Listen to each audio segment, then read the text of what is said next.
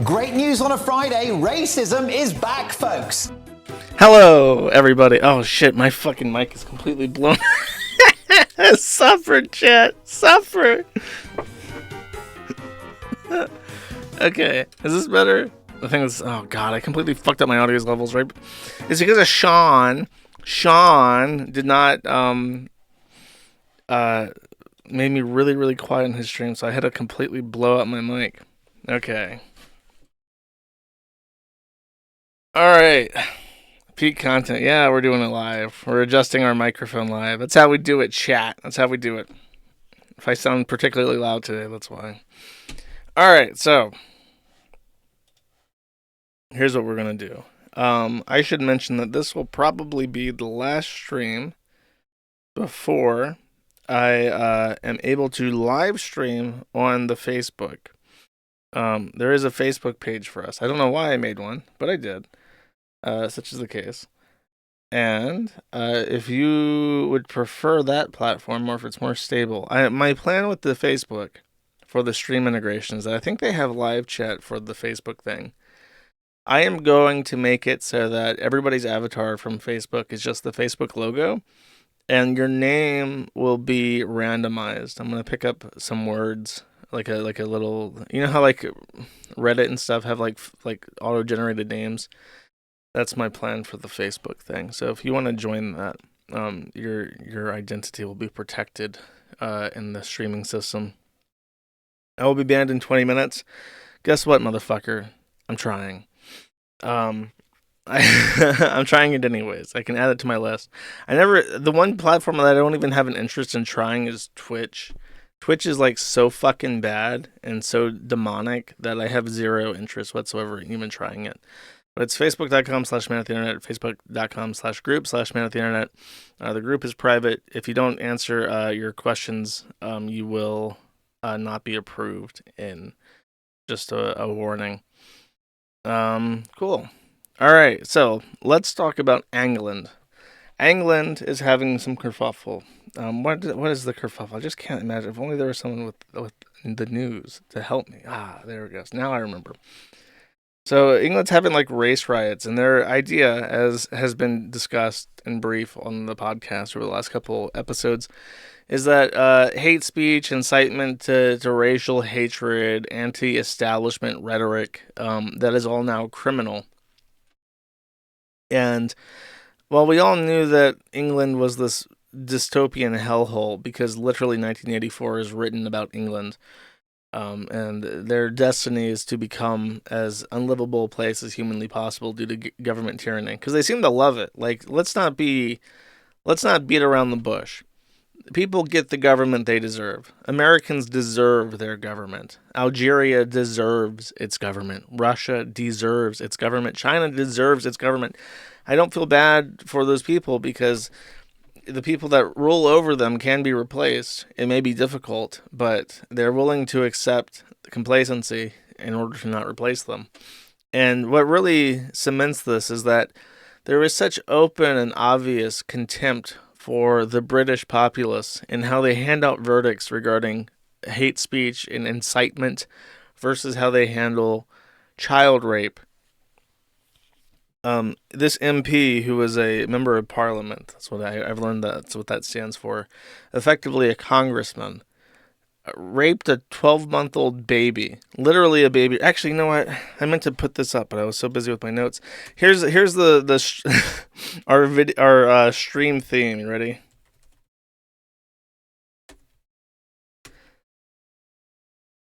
Here we go. This video will be relevant throughout the remainder of this episode. Just a heads up. Just so we can get some levity in this shit real quick.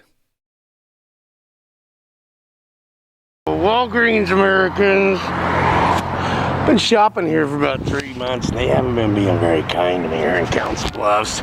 Give me like that cold inbred fucking feeling when I shop in there. I'll be putting everybody on the net as baby rapers from now on if I even see a flinch around me in this town. I think the pigs might have got to them here, and they feel like they can get away with that with me. I put your fucking chief on the net as baby rapers. I get snubbed one more time out of this store. You watch and see, bitches. I'm gonna put this dog on the net as a baby raper too. You fucking baby raper! You fucking baby raper! Welcome to Man at the Internet. Okay, first off, MP walks, it just walks out of jail. This guy who's not even like English, he looks like he's Indian or something, chants who the fuck is Allah, and is jailed for 18 months. Baby rape, walks free. 18 months for brown man shouting who the fuck is Allah. If you don't know, Allah is also a pedophile, so maybe that's also... Wait, no, it's Muhammad. Muhammad, the last prophet for Allah, is the pedophile. But maybe, that's why they're being so protective of him. I have a whole lineup of this. This guy, sick of it, Wayne GB88, 3 years in jail for incitement to racial hatred. He's gone. This guy, I think this is the same judge for one of these other cases, let another pedophile with child pornography walk free, completely different from the MP. But this guy handed out a jail sentence for a incitement charge. And then Carl Benjamin, of course, Sergen, says, anti-establishment rhetoric is one of the reasons why they can go to court. So if you just say, I don't like how the government is operating right now, that in and of itself is a justification for putting you in handcuffs and putting you in front of this fucking faggot retard loser who lets baby rapers walk the earth while sentencing Indian men chanting a very innocuous statement. He's not even chanting that Muhammad's a pedophile, even though he is. He's just saying, who the fuck is Allah? I mean, it could just be like a question. Who is he? I don't know him. I don't know the man. Well, that's enough to go to jail in England for whatever reason. So that's the situation there. It's pretty fucking grim. I feel bad for all the Angloids who aren't complete retards, but unfortunately, complete retards seem to be your status quo. Sorry, bros. New Zealand ain't much better. New Zealand is extraditing Kim.com, who is the owner of Mega, file sharing service, to the United States, I believe for aggravated copyright, criminal copyright infringement, racketeering, and money laundering charges. This fight has been going on for like fucking a decade. They're gonna get this nigga on copyright infringement. So you gotta be extradited. We're extraditing you for copyright infringement. How is our government not embarrassed about this? Sorry. I want to do British because it's just so dystopian. Sorry, you downloaded that movie, bro. You uploaded that movie without the owner. Think of all those poor people who can't buy 6th and 7th mansions in LA, who can't afford to visit Epstein's Island but once a month. And, they really need their adrenochrome and baby raping. And you're just depriving all those poor LA pedophiles of their access to children by depriving them of their hard-earned profits for appearing in Jewish propaganda that's anti-white. Just awful. It's awful to think of. It makes me want to cry. Honestly, it makes me want to cry knowing that this man hurt so many poor LA people. It's just the biggest tragedy. Then, the Department of Justice, DOJ, who, by the way, is incapable of sending emails correctly, is deciding if they want to break up Google. Google is apparently worth $2 trillion. And they're thinking about removing Android as one of their properties, and has been apparently frequently discussed by the Justice Department. They want to make I think divorcing Google of its advertising revenue, that's actually pretty clever, because then there's a lot of anti-competition that happens. Like Google's products all remain profitable because of how dominant AdSense is and AdWords is. And it's very their products directly compete with other services because they have to place these advertisements and shit. So it's a very good idea. As far as like, if you want to like pluck the wings off this fucking evil blight on society and make them a little bit less horrific, forcing them to get rid of AdWords would probably, and stay out of advertising, would be a very ironic way to accomplish that, because that's how they got their start, basically. They have not made any decisions yet. The verdict held that they, I talked about this last stream, held that they violated the antitrust law. Spending, but it's really funny what they got them on, because they're paying money to make Google their default search engines for both Safari on the iPhone and also Firefox. And that's a really funny thing for them to get caught on antitrust for, because the reason that they were paying Firefox to make them their default homepage is that Firefox and Mozilla are the creators of the only competing search engine to Chrome, basically. And if you're that fucking guy who's going to complain to me again about Chromium not being Safari or some shit like that, I don't fucking care.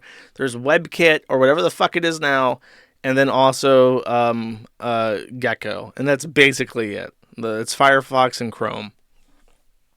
I don't give a shit about what some asinine fucking distinction is between the two of them. They're basically the same. And Google effectively roundabout funds Mozilla so that they are not a monopoly in the browser thing. And I think that the reason why they care so much about browsers is because that's something that the DOJ can actually understand, like really easy. I have a feeling that the DOJ is fucking incompetent, and they don't really understand the technical ins and outs of this tyrannical monopoly that we exist under. But they do know, Unga bunga, me use Android, me open Chrome, me see Google, me install Firefox on Android, and Unga bunga also Google. Son, you have iPhone, give me that. Unga, why does Safari open also Google? This antitrust, me think. And that's basically about as far as that stone can be thrown.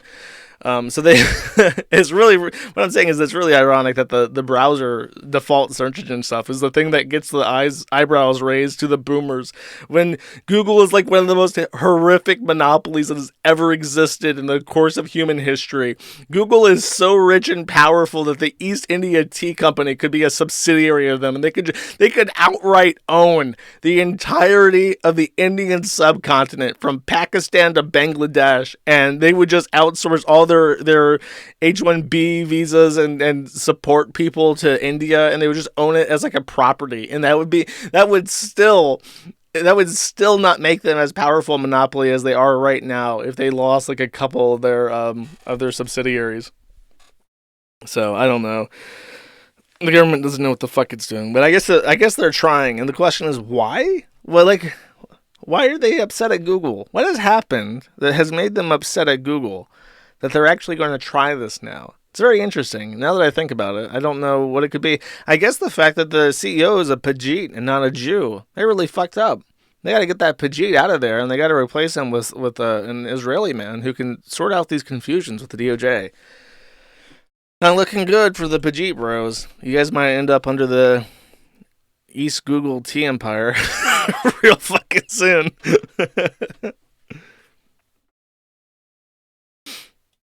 Oh, by the way, if you are using Windows, you gotta patch that shit. There's apparently a TCP/IP vulnerability in IPv6 that is so old in Windows that computers running operating systems from 2008 have to be immediately updated, because apparently there's a way through any network connection using IPv6 to send crafted packets to any computer running Windows on the face of the fucking planet. And just immediately take it over. Like this is a 9.8 out of 10. Wait, am I reading? No, it's it's a 9.8 out of 8.5. Oh, okay, I see. Base score metrics is 9.8 and then adjusted 8.5. The maximum score is 10.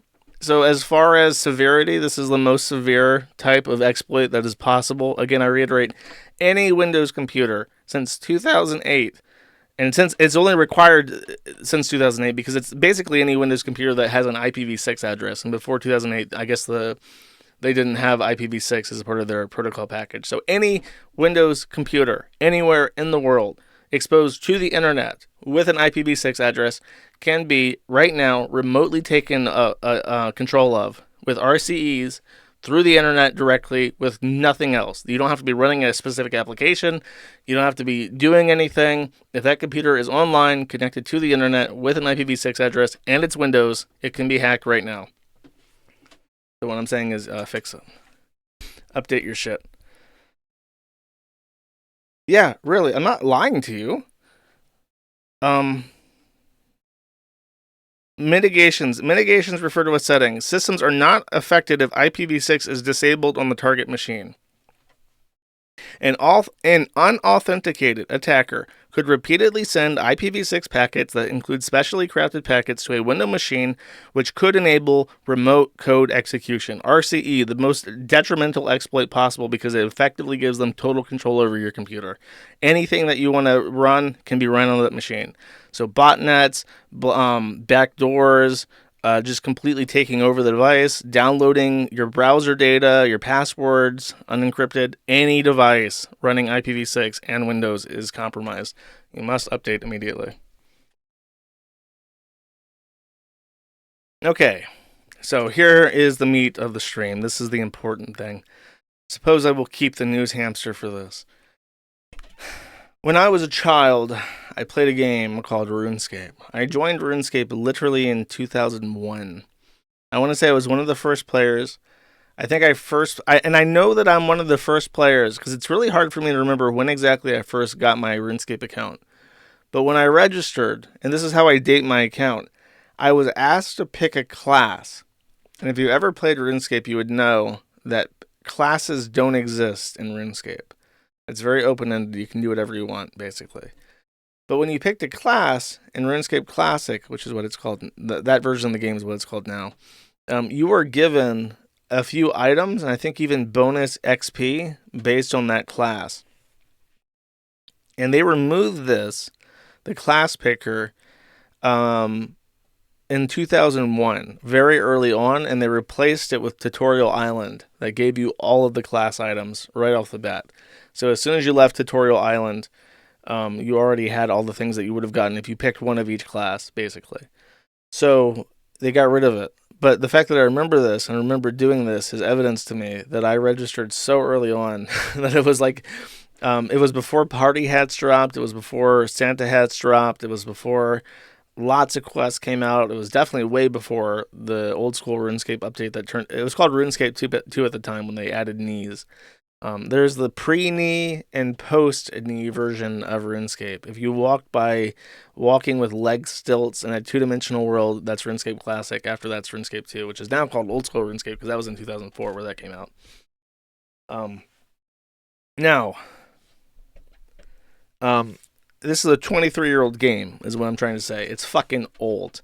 And in the history of this 23-year-old game, when you registered, even if you didn't have to pick a class, you did have to pick a gender. Dun, dun, dun. So 23 years later, they have gone back and added a fucking gender pronoun thing. They renamed man into body type A, and they renamed woman into body type B, with he, him, they, them, she, her pronouns. And they added this into a 23-year-old fucking game. Your character designer window hadn't changed in like 2 decades. They never went back and added more hairstyles. They never went back and added more colors or clothing options. Like when they tried to add all this cosmetic shit to RuneScape 3, which is the current version of the game that's not old school, it basically ruined it because you're always wearing armor, basically. If you walk around in the game now, you'll see that almost everybody is wearing what's called a graceful set, and that just makes your run energy longer. So nobody ever sees what you look like. They never see if you're a man or a woman. They never see what your pronouns are, what your skin color is. Everybody under armor is equal, basically. And for whatever reason, to satiate an extremely loud vocal minority of players who are gender special and need to inflict this shit on everyone around them all the fucking time, they add this bullshit to a 23-year-old fucking game, a game old enough to drink. Yeah, sorry, buddy. This character creation screen that's worked for millions of people for 2 fucking decades. Sorry, we're in a new era. You gotta change. You gotta change so that everyone can pick their fucking genders. And then, of course, the mod Ash, who I've heard mixed things. Some people say that he's a retard, like a spurg, but other people say that he's very nice and he cares a lot about the game. So I'll try to be nice, chat. I won't call him a fat retard like I did in my post. But this guy, this news at midnight person, Tyquin Santana, asked if people misgender him after this update, if they can be banned. And Mod Ash says we might ban people for that. And then Taquan also says that maybe the pronouns could be added to the chat. So when he's typing, it would say she, her, and it just makes my skin crawl. One of the worst things that's been added to all these tech websites like GitHub and Discord and Slack or the fucking LinkedIn, Stack Overflow is the fucking pronouns. If I can't tell what your fucking pronouns are by your profile picture and by your name, you're a retard. You're a fucked up gender blob and you don't deserve to be referred to with pronouns. Your pronouns are there for it. You're an it. You're dehumanized. You don't get to qualify as a he or a she. You're some fucking object. So they're trying to add that. Or he dismisses them. And to his credit, he says the engine would need to be changed. It's too much work for some dumb bullshit that nobody fucking cares about. This guy, by the way, now that I think of it, now that I want to tirade, I'm angry. What's his name? Tyquan Santana. Sounds like he's trans or black. I know he's not black, though. Give me a sec. Okay, here we go. So here's this guy. You ready? Here's the guy that they're making these changes for.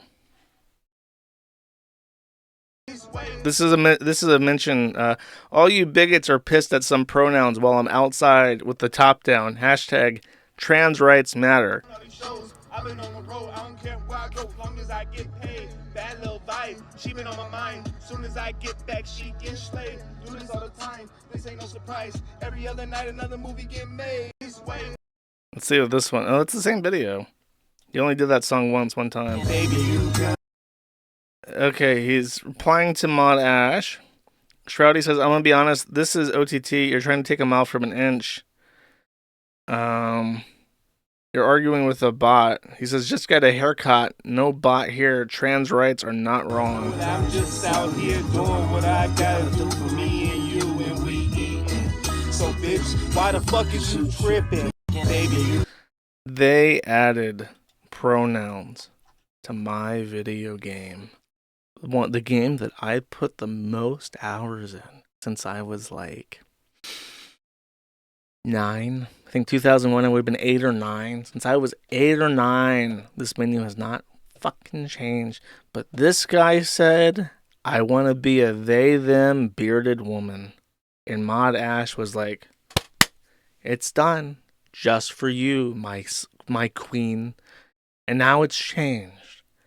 And I am so filled with fucking hatred. I hate these people. I hate that they find things that people don't want changed. Nobody wants gender shit in fucking RuneScape. People go to cut yew trees and plant shit and farm abyssal demons for 40 fucking hours straight while watching Netflix because it's not this. It's not looking at the news and seeing this shit. And they want to take that from me. They want to break it. I don't like that at all. Makes me very angry, actually. And the other thing, I wish I had infinite money just to sue people all the fucking time. If I had infinite money, I would be one of the most litigious cocksuckers on the fucking planet. Because when they relaunched old school RuneScape, it was Mod Ash's passion project, to his credit, if I remember correctly. When they relaunched it, you see this poll? They poll everything. Here's a question. And this is a 27 question questionnaire that tens of thousands of people vote in every week. Should we implement a warmth meter system in Wintertoad as described in the blog? This would effectively replace hit points as your main resource to reduce imbalance between hit points level. Wintertoad is a game. It's basically there's a skill called fire making, it's existed since 2001. Like, it's always been in the fucking game. But obviously, when you have a skill like Slayer, which is like identifying monster weaknesses and killing them, or farming, which is growing shit, or herb lore, which is making potions, knowing how to make a campfire is kind of like an odd one out. It's a particularly useless skill. So to make it leveling it up easier, there's a mini game that you can play called Winter Tote, and you take damage periodically, and you have to eat to restore health while you do that. But obviously, there's lots of characters that are trying to level up fire making, who don't want. They're called, I forget the name of them. They try to remain level 3 combat, but they try to max out all their skills. It's like a little challenge people do. And these people can't play this game because otherwise they would die immediately in Winter Tote. So they offer the players, do you mind if we replace this with like a 100 point health warmth system as opposed to your actual combat health? And 87% of players said, that's a good idea. That's fair. And then they implement it. But they don't just implement it because most people said yes. They implement it because more than 70% of people said yes. It's a supermajority. It's actually higher than a supermajority in the U.S. Congress to pass one of these rules. It's 70% of people. So if it's even a little bit unpopular, then they don't do it. And most famously, there was a 69% yes vote for a skill that they had completely fleshed out called sailing. And honestly, I don't like the idea of sailing being a skill, but they're forcing that through anyways now. And the same thing, they do these integrity updates. If it's for the integrity of the game, they don't poll it. Well, guess what's considered integrity by their standards, chat? All the gay shit. Do you want a parade in Falador for Pride? Not polled. That's integrity. Do you want to remove? There's a quest where you get married. It's just a stupid quest where you inherit an island through like an arranged marriage, and you have to marry the opposite sex. Do you want to remove that and make it so you can just say, sorry, I'm a weird, sexless, asexual sponge monster, I don't get married, and pass the quest anyways? That's an integrity update. We're not going to pull that. There's a quest called Recruitment Drive where you have to defeat a series of knights. One of the knights, taking a line from Lord of the Rings, says, "No man can defeat me." Well, the gimmick is you have to go to the Makeover Mage, pay 2,000 coins to change your character's sex to female, and then you can do damage to him. It's a puzzle. They took that out. Now he says, "No blade can defeat me." So you just have to walk over and pick up a hammer that's on the fucking ground, and then you can hammer this dumb fuck to death. No cleverness required. Oh, no blade, huh? Well, thankfully there's a war hammer on the fucking ground next to me now, so I don't even have to think about it. I can just pick it up and bash your fucking skull in. Now that also was an integrity change. So they got rid of that. We don't want to make someone feel gender dysphoric by forcing them to be a man for 30 fucking seconds to finish this quest. They changed all the names of the vendors in Al-Kaherd. There was a joke, and this joke has been in the game since the fucking 2001. All the people in the desert area of the game are named Ali. So there was Ali the camel, Ali the kebab shop owner, Ali the swordsmith, Ali the Prince Ali, the prince of the whole area. Get it? Because they're Arabs. Now, they didn't call him Muhammad. They went for Ali, so it's just a joke. I'm sure if there was a similar joke where there was a town, because it's based off of English lore, I'm sure if there was a joke where all the characters were named Schmidt or Smith, they wouldn't be like, oh no, we can't do that. That implies the incestuous nature of white people. No, that doesn't happen. So all the Alis got renamed to unique names. That wasn't polled either. That's an integrity change. I want to say there's another one, but I think that might be it. They released cosmetic items, of course. So in 2023 or 2022, 20 plus years after the game had launched with absolutely no fucking gay shit in it whatsoever, they added rainbow cosmetics so that a very vocal minority of people could dress like absolute fucking retards in public and feel good about it. And not only that, but someone showed me that Neopets has had... You can get your... Let me look this up, because I saw it, but I forgot about it. Pride Zafara Neopets. Apparently Neopets. Oh, here we go. Yay. Look, you can make your fucking Neopets into a bisexual fucking freak. Woo, it's so inclusive. All these kids' games must be destroyed. Destroy the child, consume the child. It's the only way forward. Make this guy happy. He's so gender euphoric right now, chat. He's so gender euphoric. Any other kids' games that we can take and add tranny shit to it? Because this guy is so happy. Mod Ash made this guy so hard. This guy is bricked up like you wouldn't fucking imagine. Thanks.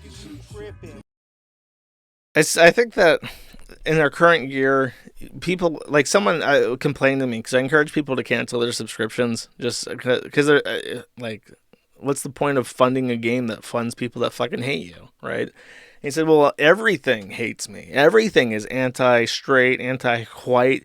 Then I just wouldn't be able to enjoy anything. I'm like, yeah, that's what I do. I'm basically effectively divorced from the economy. I don't buy any games. The only games I play are 10 plus years old. Team Fortress 2, RuneScape. I pirate all of my media. I don't pay for anything. Why would I? I don't want to give these people money because they hate me. And the media that they create is designed to hate me and designed to make people hate me. And I don't give them any money. I don't give people. I run ad blocker. I cancel my YouTube subscription.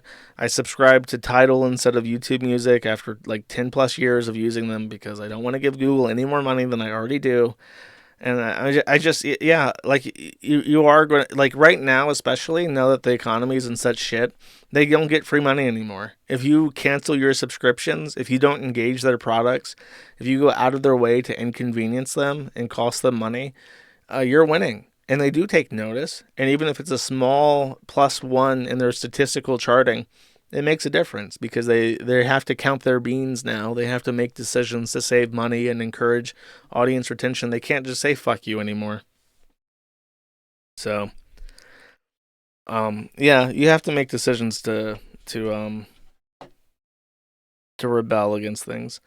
And by the way, speaking of 10-year-old games, there was this ID badge that was added in the summer update for Team Fortress 2. And I don't know if they will show it here. The guy had snuck a tranny flag onto the back of the badge. So you couldn't see it in game, but if you looked at the textures or if you looked through the model, you could see the tranny flag on the back of the badge. Valve cracked the whip and made him take it off. Here he is whining in his by the way, this Emporium Discord server. The cosmetic stuff in Team Fortress 2 is basically a tightly trolled cabal of fucking retard trannies that grift money off the cosmetics in the game because Valve pays them like a stipend for sales related to their cosmetic items. So it's like a very controlled inward community, and Valve actively participates in this Discord to find out popular cosmetic items. And it's a complete fucking racket. So don't buy any of this shit either. Don't buy any fucking items off the Team Fortress 2 store because it goes to this idiot. Emporium Employee of the Month. I was asked to remove it after 3 weeks of radio silence. I would not do that if I was not asked to. So apparently enough people were upset in the Valve Team Fortress community where they got the tranny flag shit off the ID badge. So Team Fortress wins, and this is also interesting because it's like the first time I've ever seen tranny shit ever reined in. Like even if a mistake is made, they almost never undo it. Like they may not repeat the mistake in the future. Almost never do they actually go out of their way to try and unfuck the mistake. So seeing Valve do something to reduce controversy overhead is a good thing, and hopefully it's the start of something beautiful, chat. That's it in regards to video game. Oh, no, it's not. I lied. Orange is the head coder of the TG Station fork of Space Station 13. He randomly decided to step down, apropos of nothing. And now Lemon in the Dark, who is a she/her, has taken over in charge. And as much as I didn't like the TG Station staff, I will say this. Orange is like a really clever guy. And I was when I was running the Kiwi station, I was like in the Beyond the Space Station 13 programming discords, and Orange was always like fair to me. I had a feeling that he didn't like me, but he at least tolerated me, which is more than you can be saying about almost everybody else. And I have a feeling that the politics of TG Station is now so toxic and so autistic that he's just bailing out because it's not worth it. It's not worth making these people happy. Look at this. Look at this fucking blob. Smug as shit. Paid for by the government. What's the point of putting in hundreds of hours of work to maintain an old, decrepit video game like Space Station 13 when that's your audience? There is none whatsoever. By the way, I should also shill that Gecko Goy's Space Station, he organizes them to start like immediately after my streams end. So if you are interested in that, he's still doing these, and I think they're picking up in popularity. He also wants to put it on the hub, and he seems pretty confident that he'll be banned from the hub almost immediately. But I made a post. I said I don't think that's the case. Like Kiwi Station was on hub, and nothing happened to us. So people might complain, but if you're polite in the advertisement, you're not going to get wrecked. Anyways. Oh, this is the attack one. So just to show you that Coomers don't just ruin video games, they also ruin regular games. A Latvian has been suspected by FIDE, which is like the International Chess Committee, suspended from FIDE for 5 years because for the last at least a decade, he has been sending female chess players, including several who are underage at the time, letters containing pornography and used condoms. The Latvian and Russian, most of the women... Oh, the Latvian and Russian police both declined to do anything about this with the justification that this wasn't a crime. It's been known for more than 2.5 years that he was the culprit, since a magazine investigated and outed him, and FIDE just got around to dealing with it. So I guess they contacted the magazine, and the magazine confirmed that the person who paid for the magazine sent to that person's address was this guy. And his defense is not to deny it. He just says that it's none of their fucking business. So if they're going to suspend him, that's outside of their jurisdiction. So that's a bit crazy. The Coomers are always about chat. Never relax. Never relax or suffer the consequences. Finally, some levity. Here we go. We had the Negrotech software downloaded, the Nigalink was fully installed, and the Fent reactor on standby. It was finally time to power him on. I will never forget the first time he powered on. I had put all of Meta's investors' funds into George Droid's VR target acquisition software. Everything was on the line. Elon flipped the switch, and George Droid almost immediately started draining the Fent reactor. We had not planned for the fentanyl consumption to be this high. They allow that, but they don't allow me. It's racist. That's what it is. Elon hates Jews. It's anti-Semitic. Come on now. Such shocking content on Hex. Brief update on... Oh, I fucked this up. 1 second. There's a tab that I lost, and I don't know how I lost it. I do believe that the hamster can be retired once I find this tab, though. Give me a second. Aha. Okay. Hamster de-schmished. Okay, so update on the dead furry. Dragoneer. This is very, very, very long. This includes some of the costs that were covered in the other one. But they confirmed that his ex-wife? What's his name? It's not Fender. It's like an S word. The legal ownership of the site was transferred to Dragoneer's ex-wife. If anyone knows what his name is, let me know. Because no, he did not resuscitate. He's dead for sure. If you know what his ex-wife's name is, Snegger? Is it Snegger? It might be Snigger. That sounds right to me. Anyways, she, I think, is in control. And here's his fundraiser. I mentioned that he wanted an absurd amount of money, close to $80,000 for handling Fur Affinity. He raised $161,000 for it, so more than twice. I think almost not twice yet, but a little bit under twice. Close to twice what they asked for, so that they could pay the taxes and shit. So congratulations, Fur Affinity, you did it. You made the cost.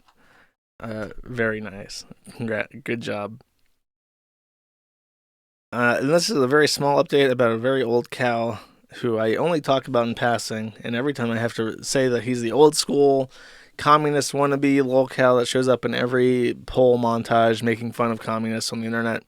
This is ADF, and for the first time in many years, ADF's was spotted in public not wearing a commie muzzle, not wearing a COVID mask. So even to ADF, the pandemic is over, and he's willing to expose his fellow comrades on the people's bus to the virulent COVID-19 virus. Quite shocking indeed, chat. Cool. Then, and that's actually it for training stuff. I don't have that much training stuff outside of my video game ranting. Taylor Lorenz is probably going to be fired from the Washington Post or suspended because she showed up at a meeting where Herr President Joseph Biden was giving a little talk, and she took a selfie with him in the background and did frowny face war criminal. So congratulations, Taylor Lorenz. If you don't know who Taylor Lorenz is, Taylor Lorenz wrote Harass My Attorney, wrote defaming articles about the Kiwi farms, and then personally showed up at the house of Kaya Reichik's relatives' homes in the United States to intimidate them and write articles about how evil they all are. So after accusing us of being a stalking website, she then actually physically showed up to stalk the relatives of her enemies in public. So now that she has said something about Palestine, Washington Post may actually suspend her. Oops. Must suck to be a holding an opinion that's not mainstream. What's the word? Mainstream tolerable. That's not in the mainstream. Acceptable. It's not acceptable to the mainstream. Must suck to have a minority opinion and be penalized for it, huh? Bitch. Must suck. Patrick Tomlinson was eventually spotted at the sci-fi convention in Edinburgh. And if you're Scottish and you want to correct me, maybe you should correct all the fucking signs in Edinburgh that say Edinburgh instead of trying to say that it somehow means Edinburgh, because it's not Edinburgh, it's Edinburgh. He was there in Edinburgh.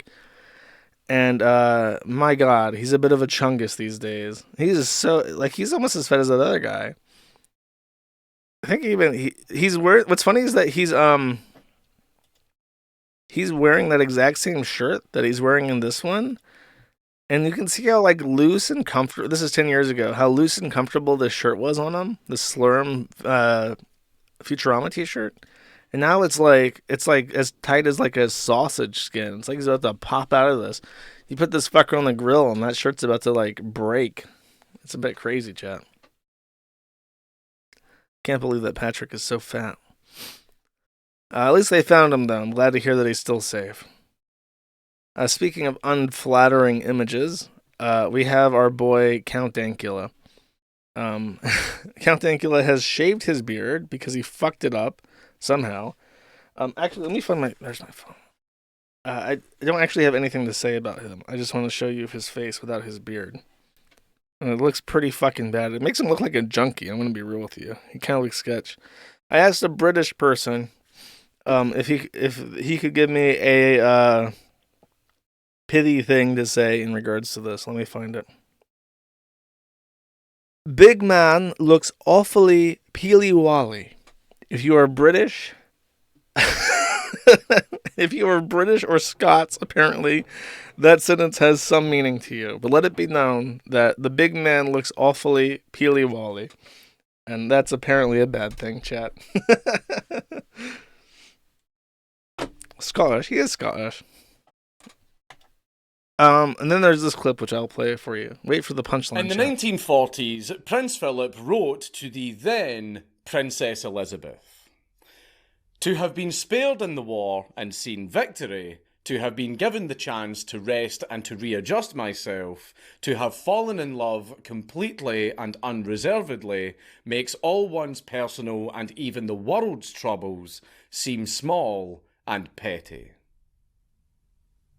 The man had riz. The royal couple clearly took, for better or worse, very, very seriously. And they made it work until death did they part. Must be fucking nice, but anyway, but Philip's devotion to his wife did not...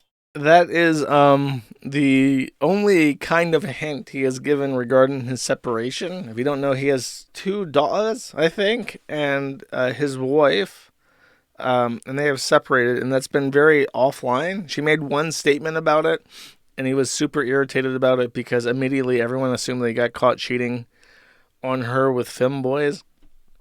To the point where he has officially asked his community to not make any more femboy jokes. He says it's a dead meme now.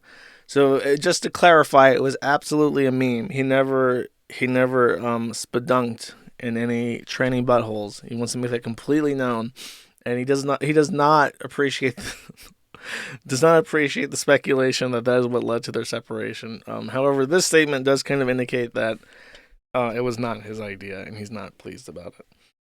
Another score one for women again. Divorce rape just keeps happening, lads. Such is life. And speaking of disgusting gays, Laser Pig. Laser Pig is someone I have incidentally encountered on YouTube. Because if I ever get into a time where I've been listening to updates about Ukraine, his videos start getting recommended to me, and he is one of the most insufferable people giving commentary on the war in Ukraine with any significant audience. His zealous hatred of the Russian people and the abject sort of cultural and it's sort of like a blood libel. He really just does believe that Russian people should not be permitted to self-govern, that they cannot create a democratic system, that they can't decide how to rule themselves, that any system of government that is ran by Russians will ultimately lead to evil and suffering and imperialism. Like, the way he talks about Russians is the kind of frothing hatred you would only expect from some of the most fanatical dictators that have ever existed, or me having a casual conversation about England, which I guess makes sense because he is England, and of course they're the most blood-sucking parasites on the entire planet, incapable of anything short of cruelty towards their fellow man, a kind of people who really shouldn't be allowed to govern themselves and who need to be vassals to a monarch, otherwise they wouldn't know what to fucking do. So that's him, and he went to Ukraine, and he got PTSD from his trip to Ukraine. He says, okay, confession time. The reason my next video is taking so long is because I may be suffering from a very mild form of PTSD. I went to Ukraine. I filmed where people had died, the ruins of their homes, and was told horror stories from the survivors. I thought I was fine. I was not. I've been trying to record the same 2-minute line for the past 6 days, but I have been unable to because I keep breaking down into shakes and tears every time I review the footage. And until last night, I also hadn't slept right in about 2 weeks. So seriously, everyone spamming me train pics, I know it's autistically weird, but it did help. Thank you to everyone who did that, including Minerva, the party demoness. I'm sure that Minerva is the party demoness, not a fat tranny retard. For letting me chill on her stream. Seriously, it did help. Okay, I have to look. I did say that they're a fat tranny retard just off suspicion. Let me see what I got. Party demoness Minerva. Oh, they're a Twitch streamer. Points are going in my favor chat. Oh my god, they're like a VTuber. Holy shit, let's see. Oh my god, this is so embarrassing. Did I get this name right? Minerva, the party demoness, and this is the party demoness. What does the bio say?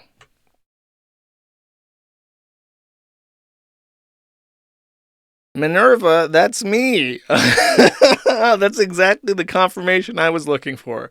17.5 thousand followers, and verified, and up. Sure is a VTuber. Let's hear this voice. Let's see what we got here. Pop right First, down. the listing ever further towards the light, towards stasis. Do you talk? Okay, can I just get one without the other people?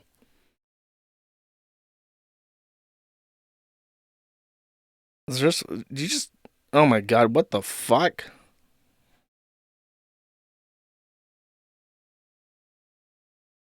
Nuts. Speak! Why do you just sit there in silence in all your streams? Say something! He big boy. Big muscle? Yes, he big boy. Could be a woman. He big boy. It doesn't really speak in words, though. It just makes guttural sounds. Here's another one. And I was like, what are you trying to... Oh, then he has gas. My ears were asleep. Okay, Silver. Okay, this is just a retarded person. I don't know if it's a tranny or not. I don't know. It sounds a little bit like a woman, but I could be wrong. They do have voice mods for these. Anyways, Laser Pig is a victim. As always, the true victims of any war are the fat, retarded gay men filled with vile contempt for people who don't vote like they do. So there you go. I did mention Milo Yiannopoulos last stream, and I mentioned that he is in possession of a Kiwi Farm shirt. In the time since then, he has actually directly posted about the Kiwi Farms and said what fine people we are. Or rather, here's what he says in quote, "I've always had great respect for Kiwi Farms. Some very fine people on every thread. And then there is Gay Stoner." So there may be some coincidence in him picking this person in particular, but he says, "A movement with every top position held by homosexuals has pissed off one of the most capable homosexuals," which I assume means Milo. Say whatever about Milo, but the man self-made himself into an icon in 2016, connected with Kanye West in 2020, threw a tactical nuke at Donald Trump, and is now beginning to scalp whoever he pleases. Should be good. Nick is a low IQ federal honeypot that has an expiration date. That's true. He's already kind of hit the wall. He looks pretty fucking gangly. He's going to be losing his bussy cred real soon. They're right about me. I'm in my late decadent phase. It's a bit self-aggrandizing. Yeah, Milo has always had like an uncanny ability to fall upwards. Not really sure how he does it. I'll allow chat to speculate for a second while I take a drink.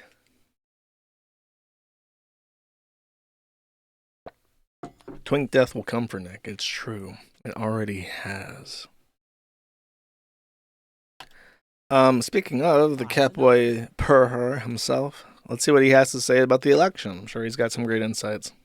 We will have another surprise, another digital campaign aimed at Donald Trump's presidential campaign. But it will only escalate and expand from there. Depending on how things go in the coming weeks, we will begin deploying on the ground in the state of Michigan. That's where it will start. I'm headquartered in Chicago. If things don't get better, we will put boots on the ground in the state of Michigan. We will engage in other guerrilla political tactics in Michigan, which I will not disclose at this time. Michigan is a must-win, extremely competitive state with a very large Muslim population, which is deeply interested in the current policy regarding Iran, Israel, and Palestine. Our next step in escalation will be to take the Groyper War in person with boots on the ground and other assets in the state of Michigan. If things don't improve after that, we will escalate the Groyper War into every swing state in the country, including Wisconsin, Pennsylvania, Georgia, and Arizona. And we will persist in all of these actions, digital, email, other traditional and non-traditional tactics in every swing state until the election, which includes telling people to sit this one out and refrain from voting.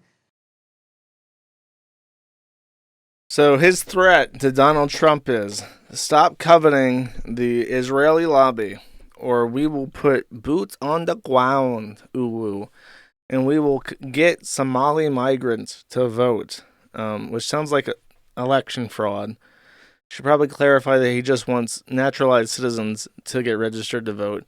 So he's effectively threatening to do what the Democratic Party does every year, which is just to canvass, low-income neighborhoods and say, like, hey, you should vote for Kamala.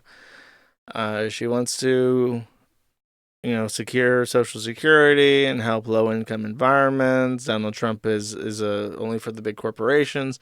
Like this has a name. It's called canvassing. Getting people registered to vote is a part of the party's mission. It's to go to areas where people might be that might vote for their candidate, but who don't really feel galvanized to do so, who may not be registered in time to vote. This happens every year, literally every election year, every 2 years. They canvass and they try to get people out to vote for them. So this threat's a bit weird because you've already got multi-million-dollar organizations out there canvassing for Kamala Harris already. So the groypers, I suppose that their difference from the Democratic canvassers is that they're going to be out there saying, hey guys, do you hate Israel and the Jews? Oh my God, you look so handsome, Mr. Iranian man. Do you want to vote for Kamala so that we can bomb Israel? Like, I don't think it just doesn't seem like a solid strategy to me. And what's worse is that, Nick Fuentes is very... I just realized that I just noticed that the cozy.gov thing at the bottom, I didn't know that was edited in. I just noticed that the URL was Catboy. I'm like, does he really have Catboy as his URL? No, it's an edit. So the thing is that Nick is very public conscious, and he doesn't want to be embarrassed. So if he's going to be sending people out, quote, boots on ground to try and organize these canvassing causes across the country, he's going to get embarrassed. Because if he sends his people out to talk to voters, you're going to get stuttering pull-tard autists, on the streets of Minneapolis trying to talk to Somali migrants about voting for Kamala Harris because Trump is bigger and pro-Israel. Those clips, when they come out, they're going to be humiliating for him. He's a guy that has a very fragile ego. So I don't really consider it a very strong threat. It's kind of gay. But we'll see. We'll see. I would enjoy seeing that footage. I'll be real. I don't know what he's hoping to accomplish. He's trying to get Donald Trump to swear off the Israeli lobby. That's not going to happen. There's a zero. It doesn't matter how big the pushback is either. The chances of Donald Trump swearing off the Israeli lobby is zero because he has 10 grandkids and 7 of them are Jewish. All of his kids married Jews. They're all his grandkids are Jewish. He loves Israel. Half of his family has a Israeli passport. It's in his interest to support Israel because in his mind, it's America. Even if we interpret his love for America in the most most honest way possible and say he really does love America and he wants to make America great again. He understands the problems in the country and that there might be civil unrest in its future. So it behooves him to benefit the country that his kids would live in if the United States collapsed into civil war. None of the Trump grandkids are going to stay in New York when there's a race war or whatever. They're going to go to Tel Aviv because they have a passport with them. Why would they stay in the U.S.? So the whole endeavor to be Trump has to disavow Israel is just preposterous. It's not going to happen. And you can say whatever you want in regards to if that's appropriate. A politician should have dual nationals in their family or be dual nationals themselves. There's a lot to be said there, but that's outside the scope of me kind of criticizing generally his movement because it's just stupid. To wash that down, here is some Styx Hexenhammer talking about gargling balls. Let's take a listen. I said increasingly nervously. I literally ate buffalo testicles once because I saw it on Fear Factor. They weren't bad, actually. A little bit chewy, but otherwise they tasted a little bit like steak, honestly. Anyway, talking about CNN. So this man is so... I think that he's still in that fight where he's arguing with people about eating dogs.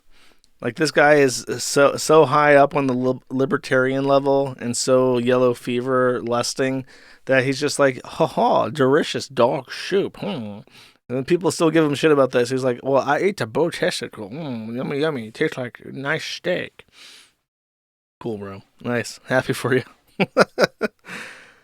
Let me make sure I got this right, because my next thing is Bossman, and then I have a little bit dedicated content in regards to something else. Yeah, next one is Bossman. Okay. So, Bossman has an announcement to make. I'm sure all of you would be thrilled to hear this. I personally am. Let's take a listen.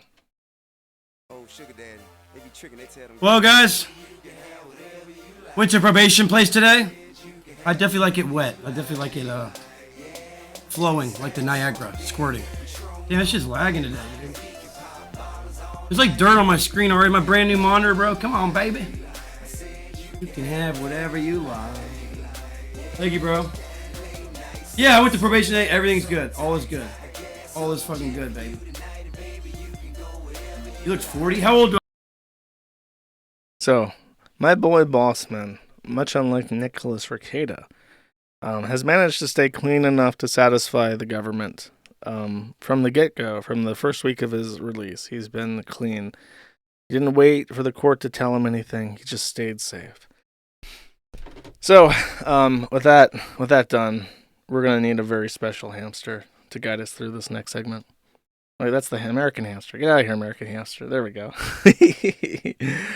There is some Rekieta news. So there is some matters of public record of interest or whatever. And I'm trying to debate how I start with this. Let's start with a song, actually. How about a proper Rekieta intro song? I'll play it out, and then I'll get to the beef of the situation. This message from a Norwegian prude. I was sent to take out a particular dude. Nick's been framed. It was all a dirty gay up. We had it all planted by a dirty gay cop. Mr. Rekieta has got to go, so a little plan was hatched by the local 5-0. No one in this town is even gonna know that we planted the guns and the mountain of blow. We're gonna lie, under oath. Nothing you can do, so screw you both. Probable cause, who gives a fuck? We're taking down a whore and a big-nosed cuck. We have reason to believe that you're abhorrent, so shut up, cuck. The judge signed the warrant. Mr. Rekieta had his rights violated, while Kayla was getting her ass dilated. We're gonna breach right through your door, then tip out your clothes and dirty the floor. Come out, hands up, we won't ask anymore. Dispatch, we have 4 kids, a hot wife and a whore. We're gonna lie, under oath. Nothing you can do, so screw you both. Probable cause, who gives a fuck? We're taking down a whore and a big-nosed cuck. All these kids, they look too well. Make them look like they've gone through hell. Take that kid's nice clean shirt, rub them down with some shit and dirt. Make it look like the parents don't care, so plant some coke in that kid's clean hair. Stack up the charges, make them look like zeros. Plant all the empty cans of SpaghettiOs. Make sure to get his firearms. Don't even worry about Baldy Boy bonds. Plant an AR, stash it under the bed. Just another day of being a faggoty fed.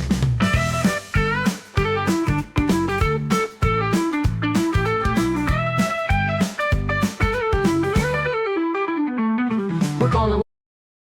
Okay, I'll cut it off there. It's halfway through. I'll put the full version up on the blog, and it's also in the Man the Internet through the Rekieta thread.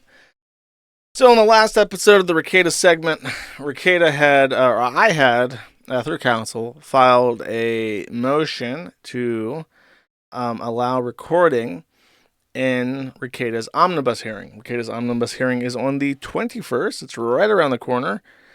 So it'll be next Friday is the time that I will be talking about the outcome of the omnibus. The omnibus is a very big hearing in Minnesota. It's basically where all pre-trial motions are submitted and handled in one big hearing. So they don't stagger this shit out. They don't make it drip feed for years. They take that right to a speedy trial shit pretty seriously. So everything that you want to say about excluding certain things, doing certain things before the jury is sworn in and before the actual trial begins, it must be done before the omnibus hearing. And the omnibus hearing hears all of it, including, interestingly, the request to record the omnibus hearing. So we're going to send in a guy. We have one in mind. He's an attorney in Minnesota who will venture out to the small county of Kandiyohi County in the south central Minnesota to record the Spicer County, whatever county court handles it. And he'll go there. It's a long-ass fucking drive from North Dakota down to Spicer. And then he'll set up his camera or try to come in. And then the very first thing that the judge will have to decide on at the omnibus is if he's going to allow him to record. So it's a big time investment with possibly no payoff. But I think he's going to go anyways. So if he goes anyways, he'll be able to take notes about what happened, which is obviously not as ideal as actually recording it. But he is making the commitment, and I appreciate that. And by the way, there's a chance that he may be retained very briefly for like 20 minutes to handle my petition for the omnibus hearing to be recorded. So if that happens, it's very, very funny that for a brief moment, me, a person of public interest, or I forget the name of my position. I'm not an intervener. I'm just a public, a member of the public, an interested public person. I will have two attorneys in the Rekieta case, and as opposed to the one that Rekieta has. That's just interesting to me. Anyways, that's beside the point. Unsurprisingly, kind of. I mean, I was kind of on a toss-up if Rekieta would even reply, because it's like, what's the point? Like, what's the point of protesting the footage for the trial? I mean, the minutes are all public anyway, so why fucking bother? Well, we'll see. I will spare you the full reading of this. Sean, potentially criminal, went over it, and I joined him for half of it, and then a little bit more, as he talked about some minutes from another transcript. But the gist of Rekieta's argument is this. First, the actual argument, and then the second, his pathetic, desperate flailing. There is effectively like one sentence in this dedicated to a meritorious argument, and that is that in the Minnesota procedure rulebook, which is drafted by the Supreme Court of the state of Minnesota, under Rule 4, it says very explicitly that the court shall not permit recording of any pretrial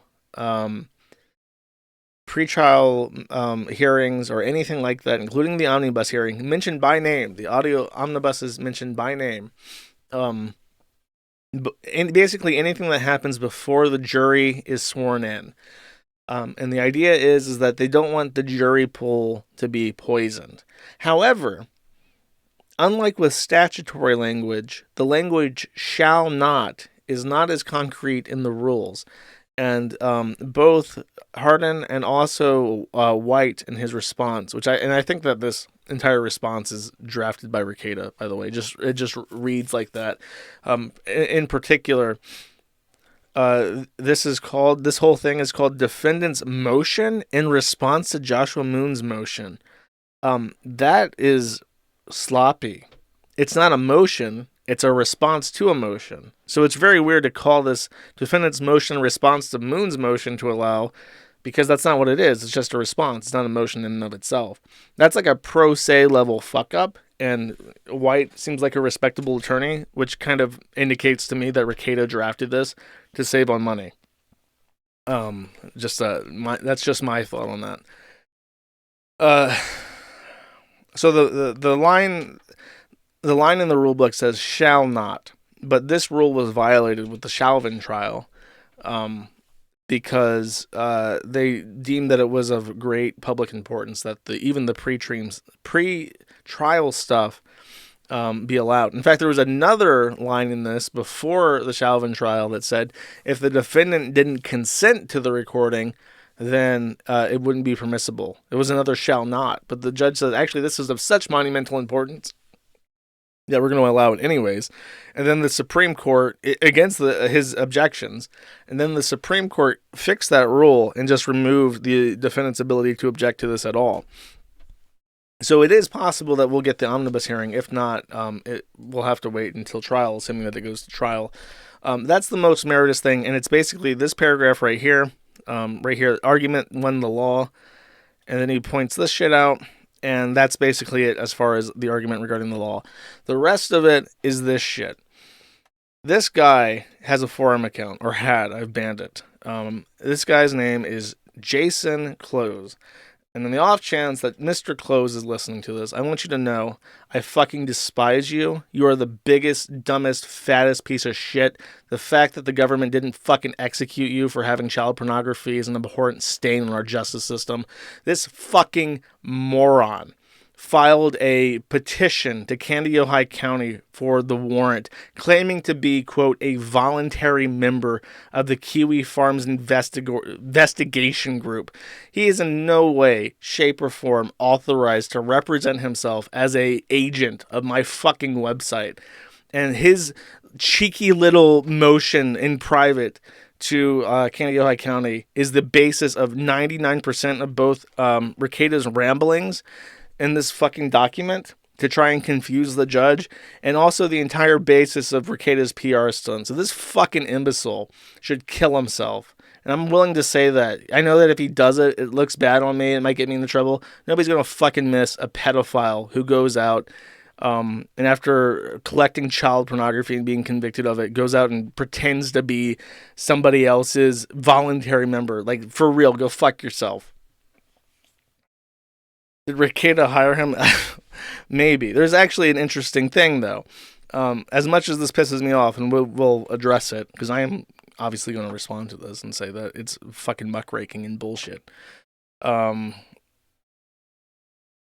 Oh, that's out of order. I'll get to that in a second. I did ban him. This guy. I changed his name. It was just QRist. The name QRist shows up elsewhere. For instance, chat. It shows up in Rekieta Law's Locals group. He's been a unpaid member following Rekieta on Locals since 2022, since September. Almost 2 full years on Locals. He also shows up repeatedly since at least November 2021 in Rekieta's chat. This is just a cursory glance of his old streams. Not only is he an active participant of this guy's live stream, he's a paying member. He's a customer. He has a direct buyer-seller transactional relationship between Jason Close, the pedophile, and Nicholas Rekieta. Something that cannot be said about his account on the Kiwi Farms. He is not a true and honest supporter. As far as I know, he's never donated to my streams. So he's a special big fan of Nick Rekieta, and I'm sure that it upsets him that obviously we're just going to turn that around on him and say, not only is he also equally a member of Rekieta's fandom, if the concern then is that you have a pedophile who is interested in your case and who wants these records, then it actually is in your benefit that this be televised.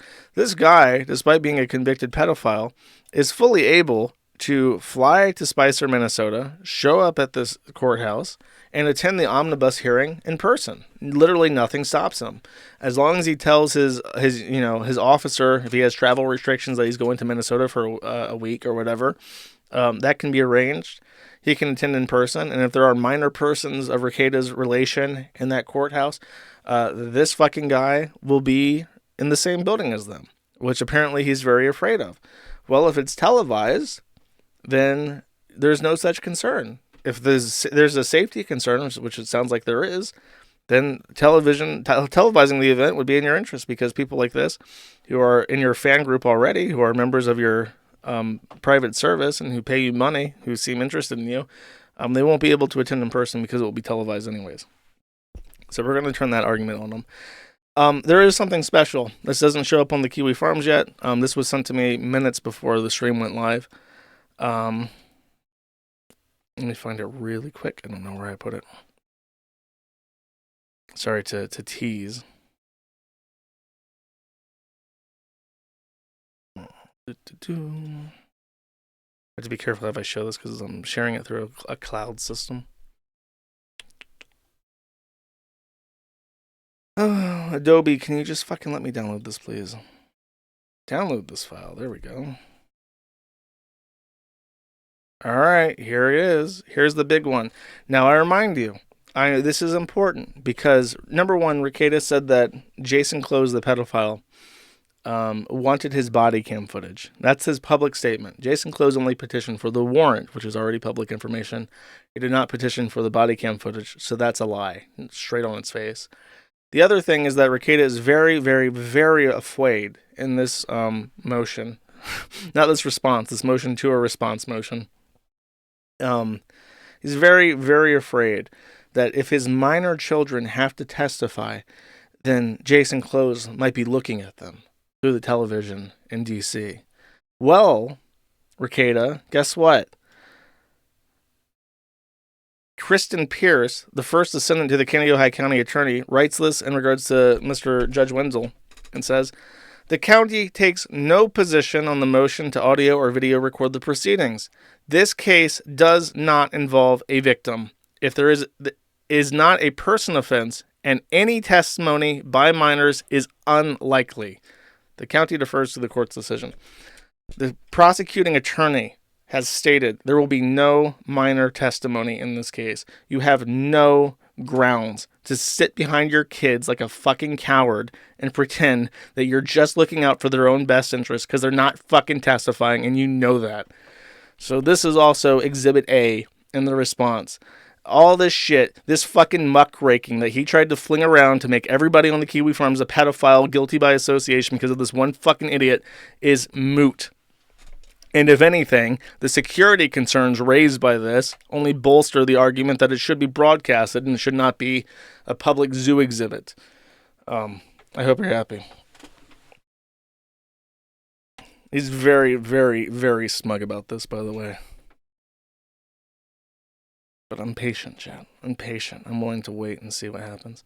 By the way, I'll just mention this to get it out of the way. Rekieta was ordered to pay $300 to Montegraph for court fees months ago, and he hasn't paid. So Rekieta is so down bad he can't even afford the $300 to Montegraph, who, by the way, is still suing him, and who, if he really wants to, can depose Rekieta and make his life a living fucking hell when he does so.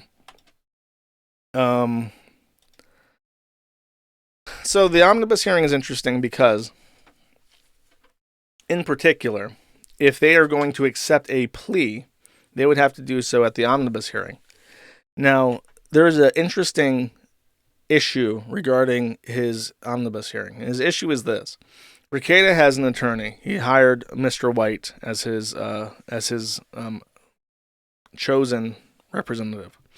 Kayla has no attorney. She is currently pro se in the case, and she hasn't actually entered an appearance. Since she bonded out, she has no representation. Rekieta, her husband, is not her attorney, and she's technically pro se and unrepresented in the case, which is why we know that Kayla Rekieta, has a plea deal, because ordinarily, when a plea deal is offered, it is given to the attorney representing the defendant, and there is no record of this on the public docket.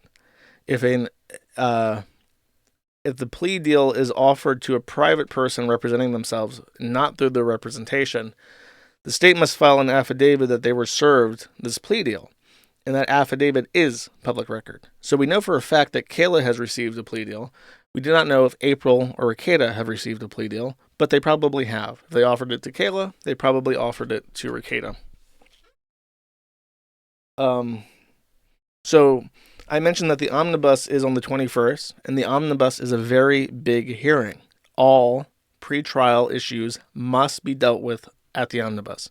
So everything that she would ever want to bring up before the trial begins must be done before the omnibus hearing. But again, she has no attorney, she has filed nothing, and her appearance is on the 21st, which makes it seem very likely that she will enter a plea deal as a pro se defendant, and she'll just say, yeah, I agree to the terms of their conditions.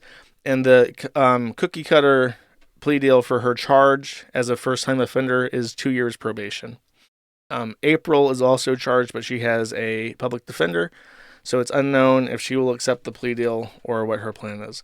I have, after discussing this with a practicing attorney, I have a pet theory about what Rekieta is about to do. And if he does it, it's one of the most despicable things that a man could ever possibly fucking do.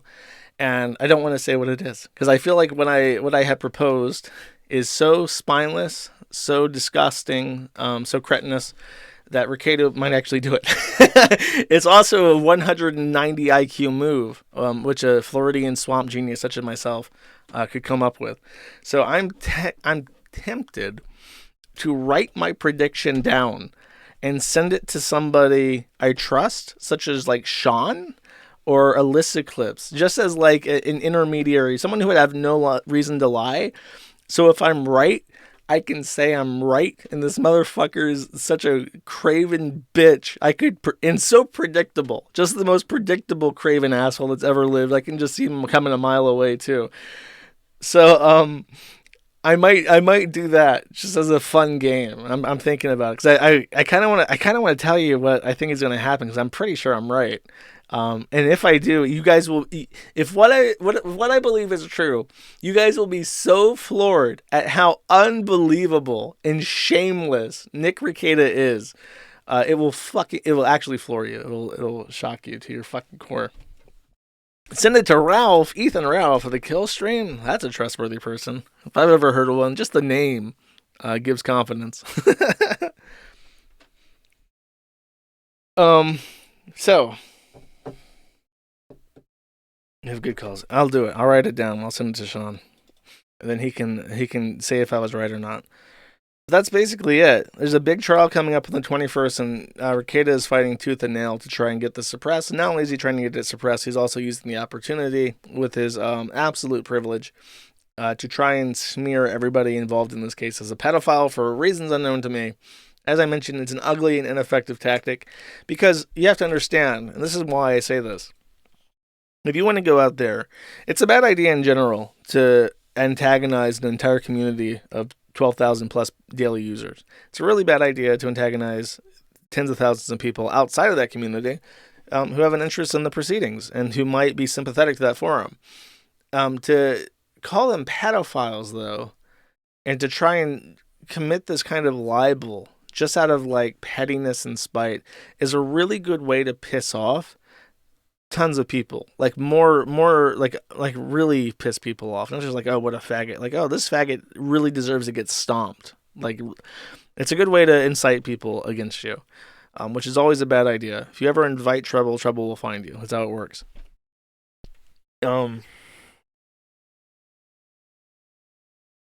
There's another thing that I wanted to say in regards to that. I don't know what he's doing. I mean, I kind of feel bad for him in a way, just because the behavior that we are witnessing is the behavior of a cornered animal. Someone who's like primitive brain is taking over, because he's a fearful person, and he's incapable of taking accountability. And there's a part of me that winces when I see this kind of whinging. It's like so pathetic that it inspires pity. Like, it's not the behavior of a 40-year-old father of 5. It's the behavior of like a 16-year-old boy trying to get out of a DUI charge. You know what I mean? It's like, you should be over this by now. Okay. Let's see. I think that's it in regards to Rekieta. And on that note, I do have some Reddit, I think. I can't believe this is such a short stream. I didn't expect that. It is a Friday stream. They're always shorter, though.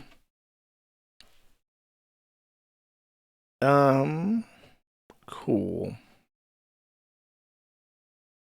Sorry, Baldo Ham. You gotta go back into the cell. You gotta go back into the cuck shed. Rip. Make the stream longer.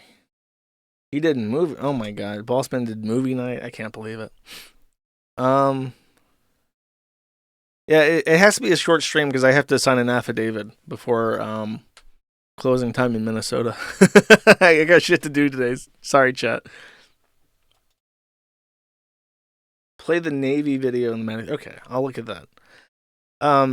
This is a deleted post. This was deleted by Reddit corporate itself, apparently. This is a post in Intellectual Dark Web, and it's titled, "The large-scale immigration is destructive for the middle class and only benefits the rich."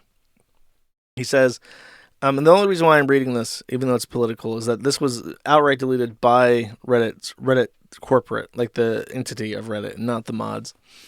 It says, "The left Marxists have become the useful idiots of the plutocracy. The rich want unlimited mass immigration in order to, 1, divide and destabilize, increase housing prices artificially, decrease wages by artificially manipulating supply and demand, drive inflation due to artificially manipulating supply and demand, increase crime and religious fanaticism in order to create a police state, spread left-wing self-hate that teaches white people are evil and their culture is evil.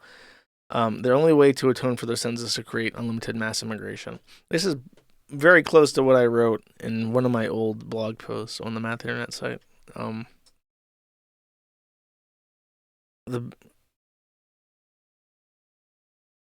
then this point is just that the rich get richer off of the mass immigration by making everybody else poorer, which is true. So I'll leave it there. I just found it funny that this was deleted by Reddit corporate, so I wanted to read that. Much more on point, we have our polyamory. We're gonna, for all you people out there who get angry at me for saying, "Josh, you're too nice to women," I need some woman suffering to get through my day. Well, chat, I got something for you. It's called our polyamory, aka our women suffering, agonizing, mental and emotional anguish. Your favorite sub. Primary demoted to secondary. "Hi, folks. My husband wants his other partner to be his primary partner, making me the secondary. I've asked him what this means and how things will change, and he said he isn't sure. Obviously, I'm devastated, but the other option is that he will leave me with his girlfriend of 7 months, the new primary. It sounds like Meta might leave my husband so she can find a primary if husband doesn't spend enough time with her. Husband and I have a house, a child, and 13 years of history. It's no secret I've struggled with ethical non-monogamy. I prefer monogamy, but I accept that my husband wants to have a relationship with his other partner who I get along with and really like. What does this mean? What's going to happen to me?" This immediately makes me think of that Toy Story meme where Andy is dropping Woody and he's like, "I don't want to play with you anymore." 13 years, one child, and now it's time to get the April. And by the way, Kayla, you got to get out of this relationship. I'm sorry that it turned out this way. I mean, I guess they have 5 kids, but the rest of it seems pretty on point.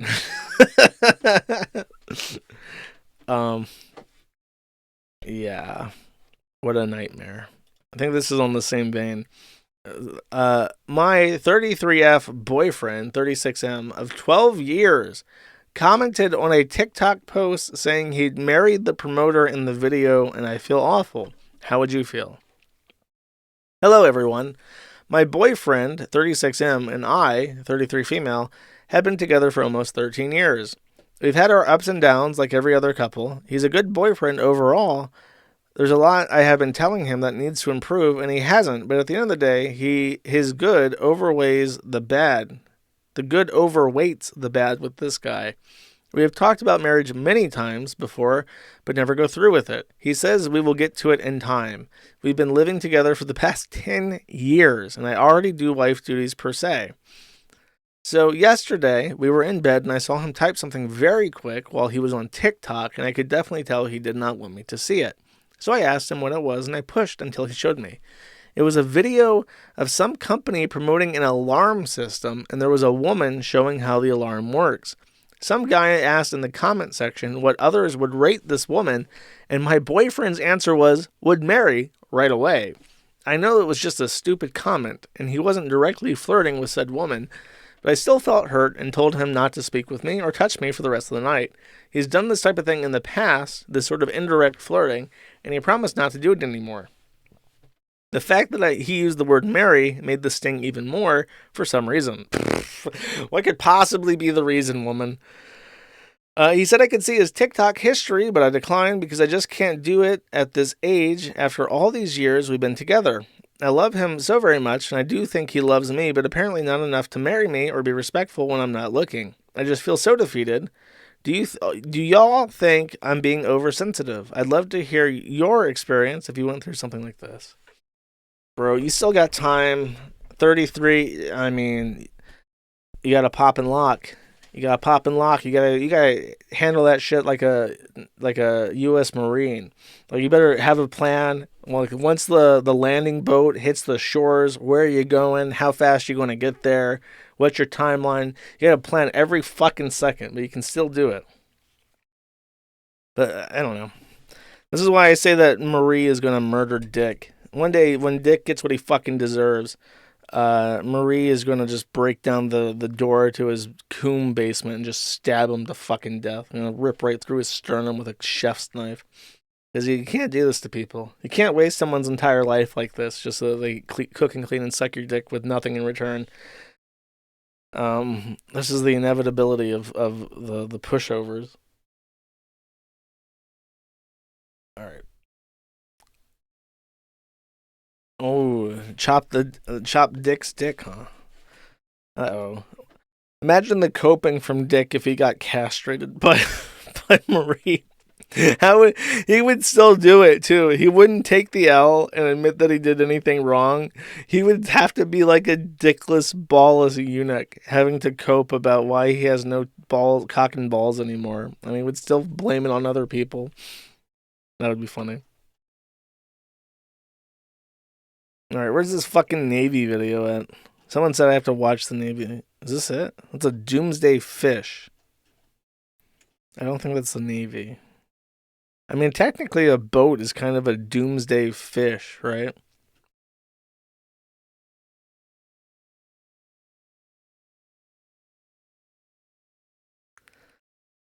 Let's see. Try 2294. What's that video? There's Patrick's bitch tits. The lemon. I see British people fighting. Okay, here. I'll play this video of British people fighting real quick as I look for the Navy video. I think we all enjoy seeing Anglo suffering, right? That's a thing.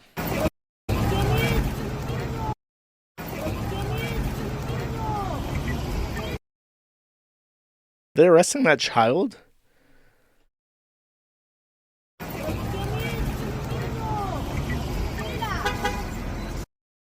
Why is this video... Dude, did someone download like a fucking 200 megabyte file again? I just can't believe it. Why do people do this? How the fuck am I going to watch your fucking video when it downloads this fucking slow? Well, I guess we don't get to see any video ever again. Okay, I don't see the fucking Navy video, bro. I can't play this. I did play the George Floyd video. Oh, is this not Anglo? Sorry, I legit thought that this was England. I just looked at it and I'm like, yeah, it looks like England. And it's Brazil. I'm not even joking. I glanced at this and I saw police arresting people and like a bunch of brown people meandering through dirty fucking streets and dystopian architecture. I'm like, yeah, that's England.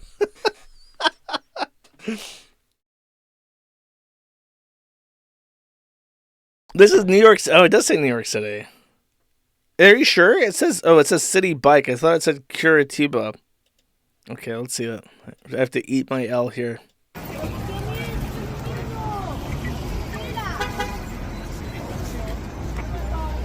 Why are they arresting this child?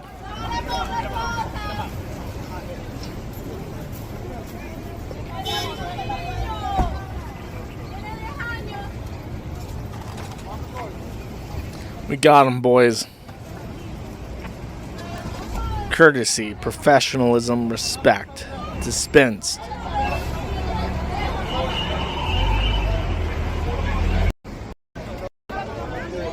There's some brown people bickering with each other as a child gets arrested. It's another day in New York City. Alright, as I said, I got shit to do. So, let's do super berries. I will be generous with the videos this time, I guess, because we had, It's been a short stream. Can't believe it. I think I just expected that the Ricada bit would be so long that I kind of like internally like sped up the stream. You know what I mean? All right.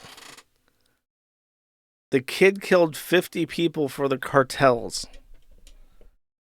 Okay, let me read the fucking article. Now I'm a little bit curious.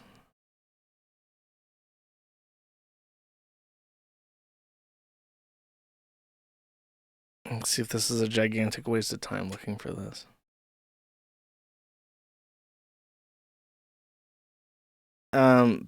Pint-size mugger, including smiling migrant 11, linked to Central Park robberies, seen scurrying away after subway attack. So he was a mugger. Apparently there's little kids like gypsies that are mugging people in New York City. Couldn't be me. Couldn't be me living in that shithole. Antis for 10 says, a funny clip you will know. And then this is a very long video that I have a timestamp in. And I am opening it. And I am waiting for it to be opened. And I'm still waiting for it to be opened. I will circle back to it when it opens. Now, Eugelus Sneed for 5 says, shekel for a good goy. Sneed, thank you very much. I appreciate it. Goyim. Stupid fuck for 5 says, I am 34 today, which means I made it further than Jesus and Alexander. Probably not as accomplished, though. 6 days till 9 months sober. First birthday, not drunk since I was 14. It's kind of gay, honestly. Yeah, that's a bit excessive, bro. You should probably not drink for a bit longer. It sounds like a bad habit for you. Okay, this is the video. Apparently we're watching anime today. Let's take a look. Daily harassment from aunties. From aunties! Who groom minors to attack someone they allege incorrectly is a pedophile, putting said minors in danger too. This being written as Porcelain Maid was just accused of and confirmed of worse. Who cares? Oh, hey, sorry, your toilet's leaking water, but children being raped is worse, so I can't work on your plumbing. Who cares if something is, worse, if you're meant to be addressing that situation? Whether he is a danger to children is still being looked into, but he contacted a minor, unlike Tyga. Very professional, unbiased, clean-cut, private investigation here. So I'm vaguely aware of this. There's like some VTuber drama. I might have even put it up on one of the streams, but he's like a shotacon. He's like an open shotacon who talks about little boys and how he wants to fuck them and be one. If this is who I think it is, and it could be a different person, I don't know. All these VTuber faggots blend together in my head. But the term anti in this is like every time I hear anti, it usually means like anti-lolicon or anti-child pornography. Creepy. The false copy of Sunder, for one, says, I binged 6 months of Maddie a while back, and I clearly remember when you first reluctantly introduced criticism of Ricada. Crazy how you've been dragged into this situation almost against your will. Well, me wanting to find out information is definitely something I could have not done, but I want to. I have an interest in this case, and as a member of the public, I intend to exercise my rights to witness it. I guess I should just say this. I've hinted, since you brought this up, I've hinted throughout my streams before I just started openly flailing or flogging Ricada and Barnes, I guess at this point, that I was very reluctant to criticize him because I wished well for him, and I didn't want to make things worse for him by being openly antagonistic beyond what I considered reasonable at that time. So I would criticize some things, but I would also try and be more than fair about it. And the reason why is I felt that there was a kind of debt owed to him. And you may be surprised to know what that debt is. I never received any money from Ricada. I never received any favors from Ricada. But once upon a time, I was being sued by a woman named Melinda Scott from the mountains of Western Virginia, not to be confused with West Virginia, the Appalachians of the west side of the state of Virginia, the Commonwealth of Virginia. And I needed an attorney from Virginia to represent me, one who would be interested in taking on a high-risk client and discussing and going to bat for civil rights at a very low rate or a reduced rate because it's a vexatious litigation case. Recato referred me to Barnes, and Barnes referred me to a civil rights attorney that he knew, who he knew of because of his very prominent work in FOIA lawsuits. And his name is Matthew Hardin, the same Hardin who is now filing to televise his omnibus hearing. So I've always felt, because I cannot really understate how useful Hardin has been over the years, I've always felt a kind of debt to him for introducing me to a lifeline that effectively saved the site at least 8 fucking times at this point. And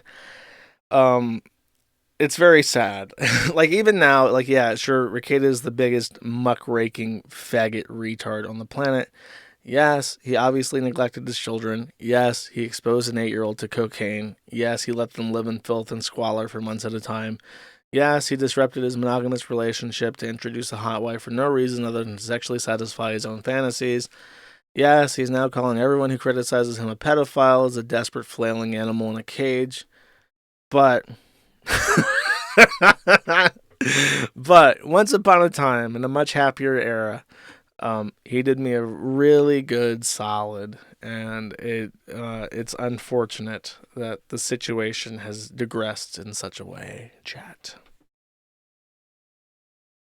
Hexleet for 5 says, I rewatched the 2018 stream he did with Vinny. He seems like a good guy. What was the last update with him? Does he still owe a fortune to Squarejaw? So the most interesting and expensive case currently going on is not actually it's not Greer, it's not Sebens, it's Fong v. Zin in Brisbane. And these the details of this case are not public as far as I'm aware. Nobody is monitoring them. I don't know if these things are made public. I get spoon-fed information every so often, but very few and far between. A large portion of the litigation fund has been going towards helping Benny. And I'll talk more about that later, but in general, there's two prongs to his case. First, he must overturn the default judgment against him, which is a scenario where he has to bear his own cost. If he loses, he owes more money to Liz Fong Jones, but he has a $400,000 judgment against him. So if he allows that judgment to be claimed, he's bankrupt regardless. So it doesn't matter if he owes $400,000 or $500,000. The end result is that he loses the totality of everything he's ever worked for the last 20 plus years of his life. Now, if he wins, then he can challenge the case on its merits, and the merits favor him. And if that happens, then he is able to recoup costs for that leg of the litigation. So I don't want to give exact numbers yet. It's remarkably expensive, like shatteringly expensive.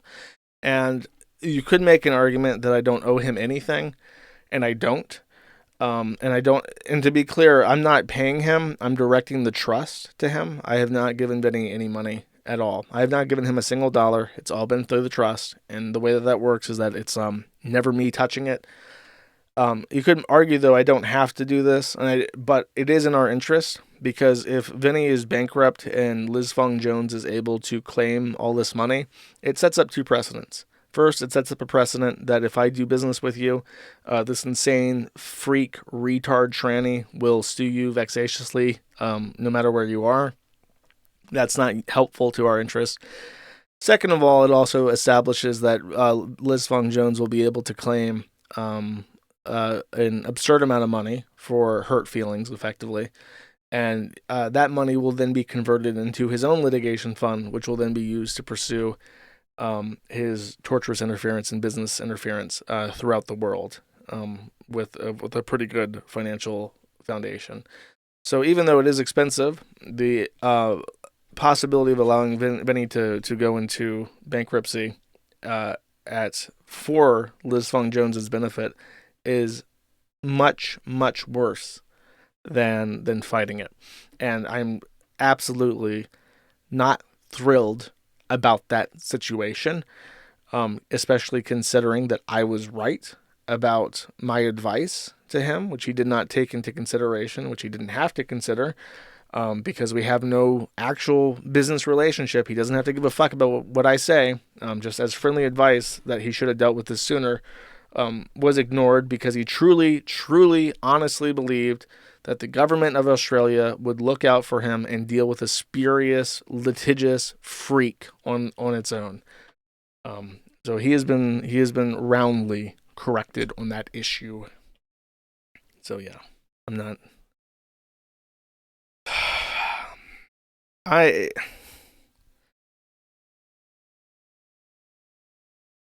very fortunate that the people who hate me are so evil. There is no ambiguity. There is no both sidesism. These are evil fucking people. And any action against them that I can do, even if it's just directing a trust to a litigation effort not squarely affecting me, is righteous. Chat. Stupid fuck, for one, says, it's also your favorite YouTuber and personal hero, Turkey Tom's 22nd birthday. I don't know why I know that. Well, happy birthday, Turkey Tom. I guess you can already drink, so I don't know. Put some cough syrup in that drink and take a nice lean back. I think that's what the kids do these days. Sneedo, for one, says, you got that boss man mic. Yeah, I guess I kind of do. TB Deluxe for 2 says, poor Sean. He doesn't know having Josh as a guest is a real Sonichu medallion curse. Dick, Ralph, Nick, etc. This time next year, he'll be rolling around Ohio on bath salts, being mobility married 2.0. Listen, speak no evil, chat. Don't say such things. Agent Herman for $20 says, you haven't watched part 2 of the Irate Gamers Sonichu investigation yet. Well.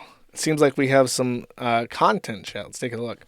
I just realized I haven't set the background to green. That's how fucking out of it I am today.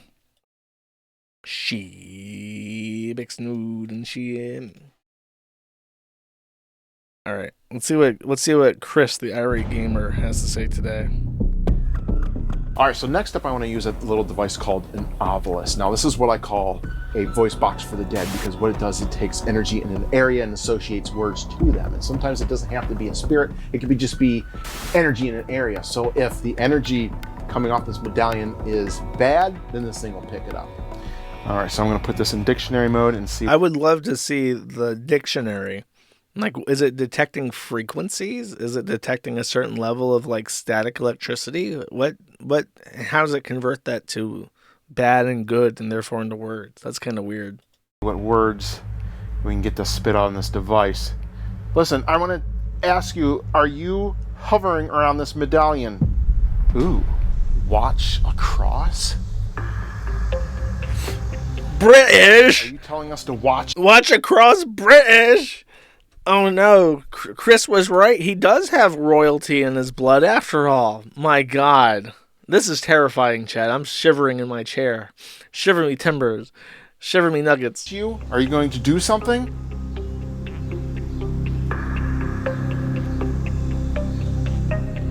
What do you mean by watch? Watch what? Watch the British, apparently. I want to address the dark entities through this medallion. Are you doing anything to other possessors of these medallions like Nick Rekieta? Do you have anything to say about that? Watch the word Baldo pop up. What do you want with the possessors of this medallion? Now pay close attention, because at this point, I started pressing buttons trying to get back to the main screen, and I ended up getting more words on the device. You're touching it. I'm not. Pendant. Oh, come on. It said pendant? Yeah, that's a pendant, all right. Watch, am not, pendant. Do you mean you're not in this pendant? All right, I want to take a second here because that is just amazing. It said pendant to my question, and it's saying it's not a pendant. Yes, we know you're not a pendant. You are an entity. You are, what are you? Are you a dark entity? Would a dark entity identify as a dark entity, or would he think he's a good entity? That's cool. I've been doing this a long time. I've never seen pendant pop up on that before. So yeah, it is a pendant. Do you want people's souls? Is this why you're doing what you're doing? Souls? Nah, bro. After asking this particular question, I started getting some weird interference with my microphone. Are you doing the attacks on these people? Now listen as the interference increases right before I get more words on my device. Are you going to attack someone else that has a pendant?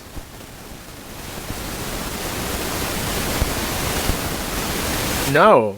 Shaken. Lisa. No shaken, Lisa. So I went to grab this thing and said, no, shaken, Lisa. Is there a Lisa attached to these things? Is there a Lisa around Nick Ricada, maybe? Now, sometimes these things spit out what I call obelisk babble, if it's calibrating to an area, but I don't know if that's what we're dealing with here. I'm curious, who is this Lisa? I don't know any Lisa's Can you chat. tell me some more? Now, if you're listening carefully, then you probably heard this strange sound. Alyssa? Alyssa clips? Oh no! Don't shake Alyssa clips. My question. I'm curious, who is this Lisa? Watch, it's going to be like the scissor emoji. Sounds like clips to Could this me. be a dark force answering me? Oh no. Alright, so I think that's all that's going to give us. I can't get anything else from this device. I'm not sure who Lisa is, but if I was a Sonic Chew owner who was named Lisa, I would be worried right now. Shocking. Shocking, chat. Hopefully Alyssa Clips is not shaken to death by Nick Ricada. We'll have to see what happens. I can't wait for part 3. Lilanthia for 10 says, "Hi Josh, thank you for the content. Here's some money. Where do you recommend for canned forum software and for easy website hosting companies? Happy Pizza Day, you're the best." That really depends on your level of competence in regards to computers and stuff. I give Zen 4 a lot of shit, but I think that's basically the standard at this point.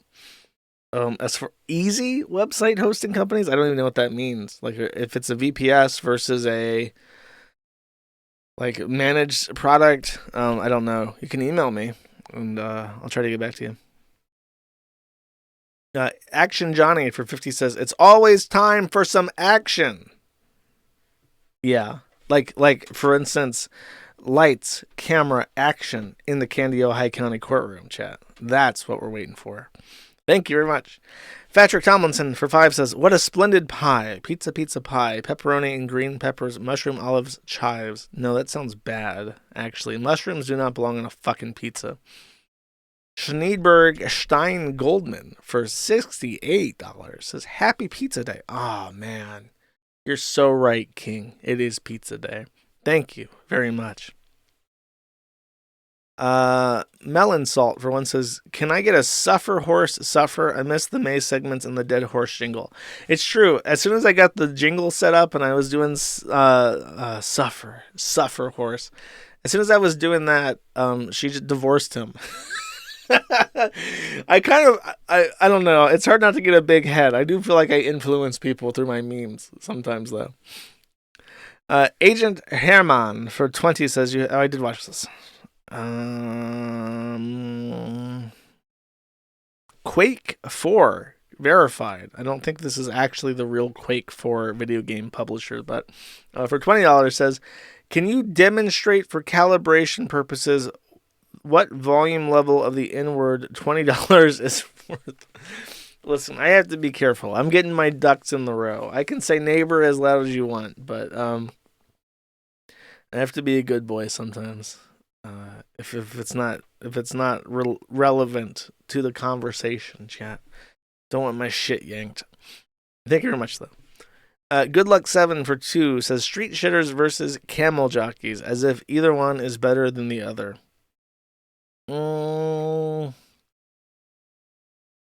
I mean, I would kind of say that Indians are better than Muslims, but that's just sort of like out of ignorance. Like I know that Islam is evil, but I don't know much about Indians really, except that they shit on the street, and are very stinky. So with just that body of knowledge, I would root for the Indians. Formless Wonder for one says, Josh, help! I've been hacked through my IPv6. Ah, IP jams. I see. That's a pun. Very clever.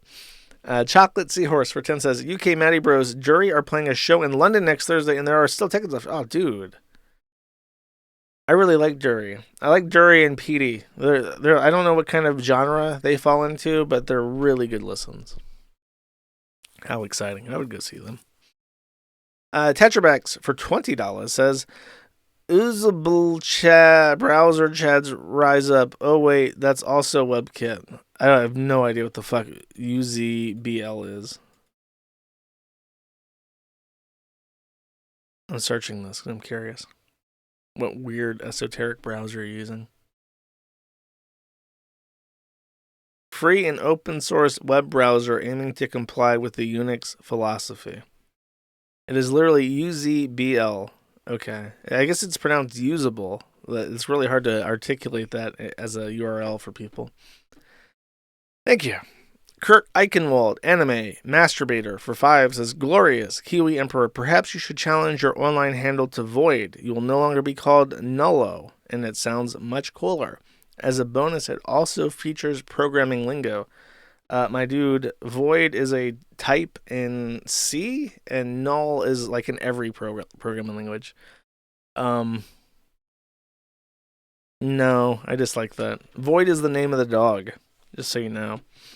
Ace of Spades for 10 says, all of England should ask what Slaughter and the Dogs asked in -77. Where have all the boot boys gone? I have absolutely not a clue what any of that means. I am sorry. Banana Plugs for 5 says, hey Josh, I'm wondering, you kept talking about multiple big things months ago, which you'll talk about later without specificity, but then you never do. Did they not pan out or what? And then smajne pizzi. No. Okay, so I had a plan that would involve someone was setting up a data center and networking it. And this person at the time was very reliable. And then something happened, and I think he had personal issues or something, but he basically completely bailed out, which was very, very sad. Eugelis Sneed for 5 says, RuneScape, more like Trunescape.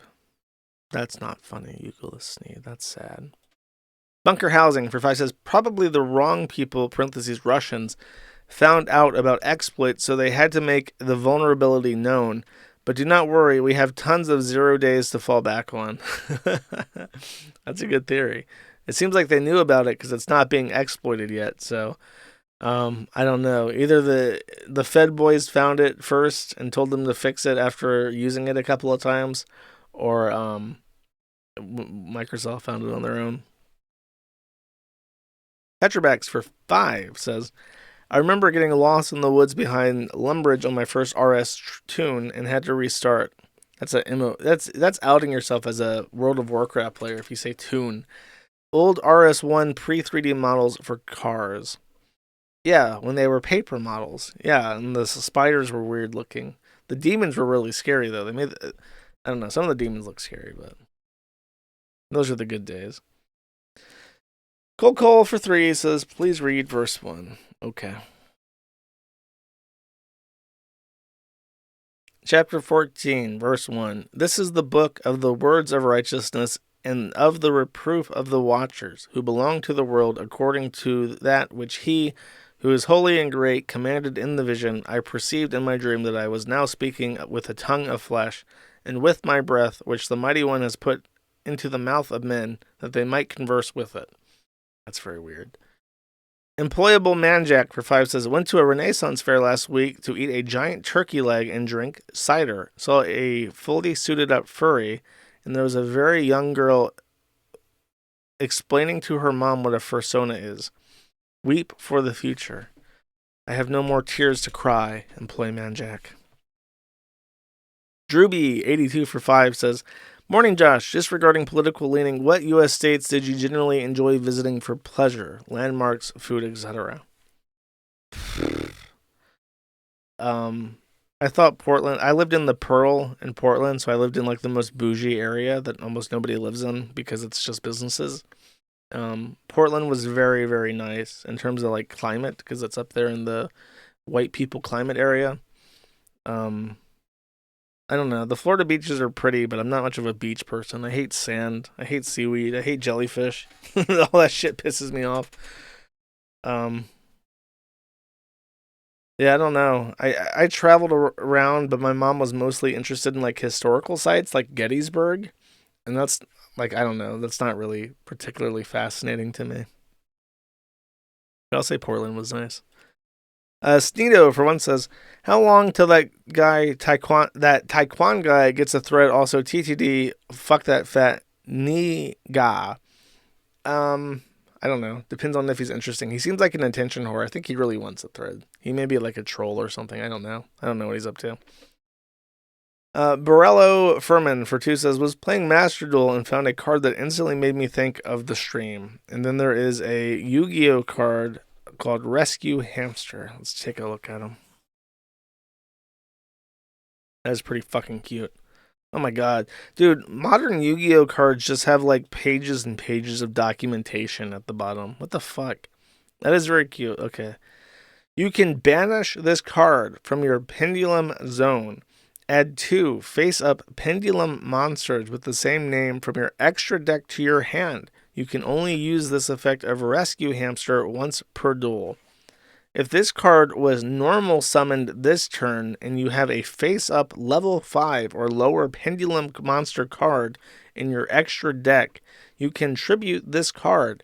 Choose 1 face-up level 5 or lower Pendulum monster in your extra deck and special summon 2 monsters from your deck with the same name as that card, but they have their effects negated and are also destroyed during the end phase.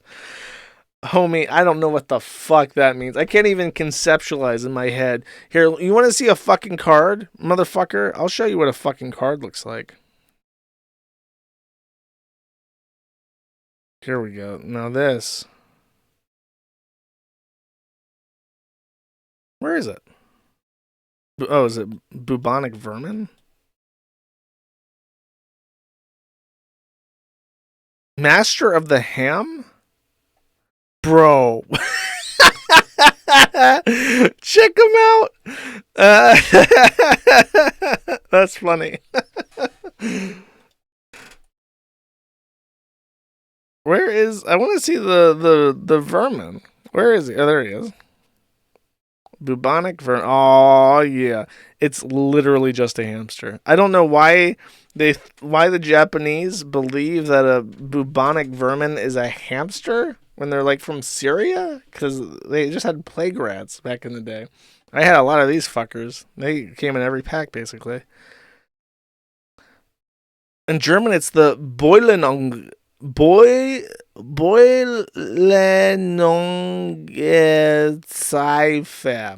Boilenungezeife. They just call it Der Pest, the bubonic plague. Der Pestratten. What does it mean in Japanese though? Desu Death hamster. Why is the Japanese word for death the same word for is? Right? Isn't desu, doesn't that mean is? Like you put that at the end of a sentence to say I am or to be in present tense. Why is that also the word for death? Oh, it's a loan word. They can't say death, so they say desu. Okay. Like like Light, isn't in Death Note like the guy's name is like Light or something? And that's like a loan word too, and it just sounds silly. I prefer Death Rat or Death Hamster. That's funnier. Sorry, that's a weird diatribe. Eugalus Sneed for 5 says inward pets are totally problematic. What you mean, pit bulls? Yeah, I agree. Fuck them.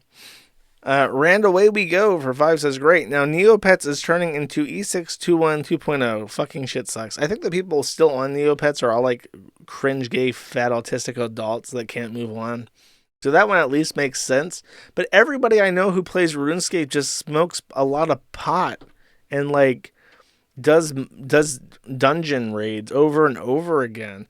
Like they're obsessed with like doing like 100 Barrows runs, or they do tons of they call it Cox, I think. It's the Theater of Blood or whatever. They just get really high and do the Theater of Blood for like 8 hours, or they go play Last Man Standing like Bossman Jack. I don't know any fucking trannies besides the one in the community team that play RuneScape. Leave it alone.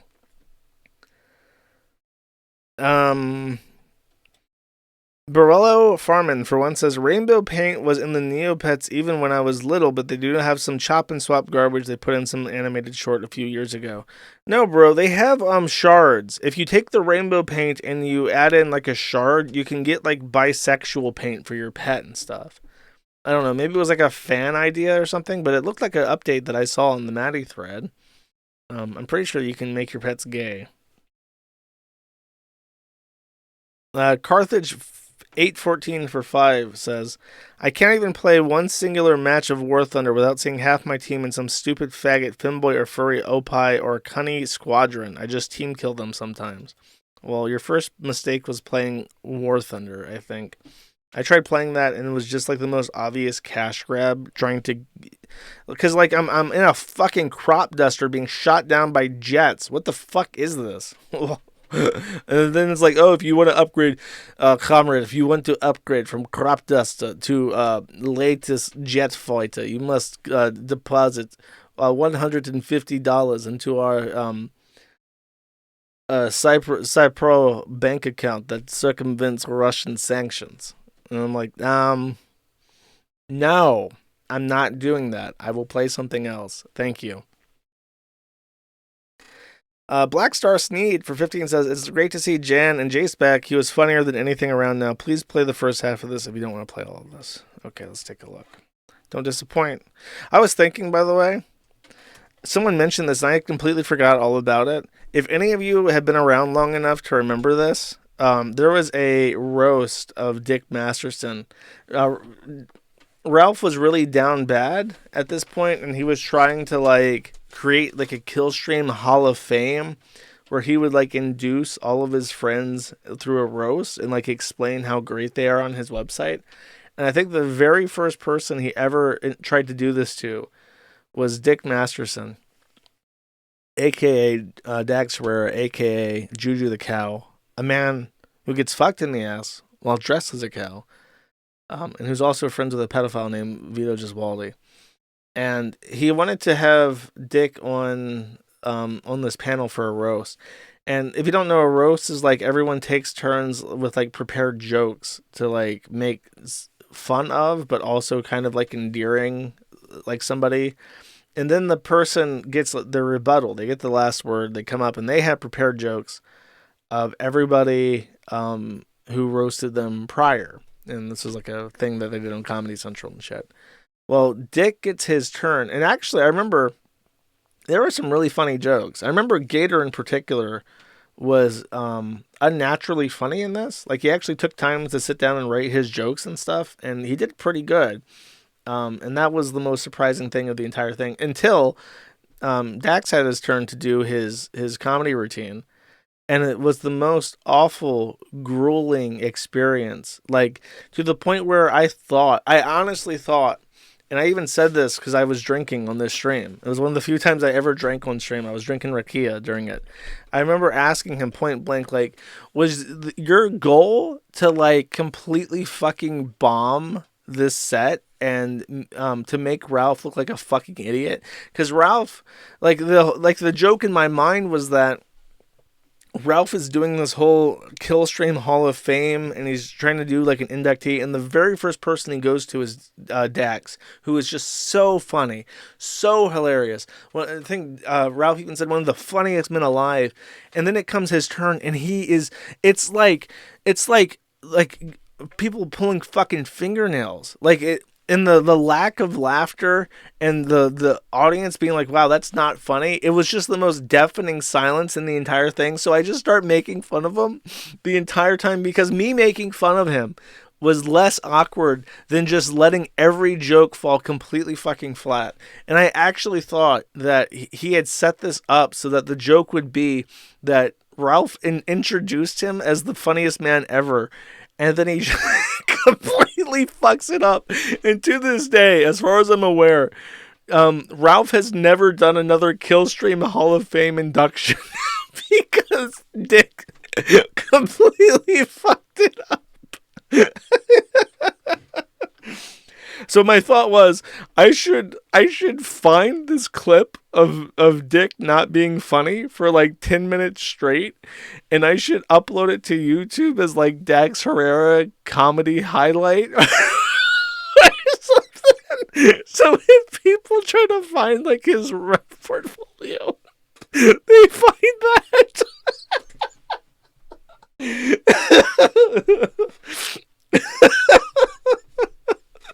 That would be all time one of the most petty and vindictive things I've ever fucking done.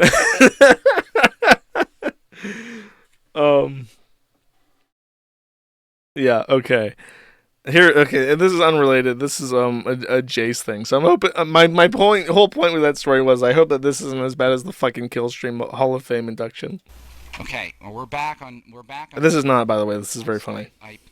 Okay, and we're going to be taking some more calls now. So I know if you were calling and you got disconnected, just call back. We have Cena Nation calling in. Hey, I didn't know I had any Cena Nation fans out there. Good to represent. Jace? Hey, it's me.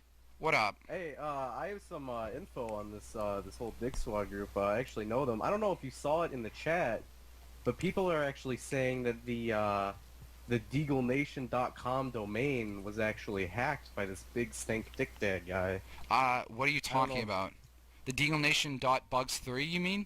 No, the one I remember I saw it once on Twitter. I think that someone named Jay Owen was saying something about it. Yes. Hold on. DeagleNation.com.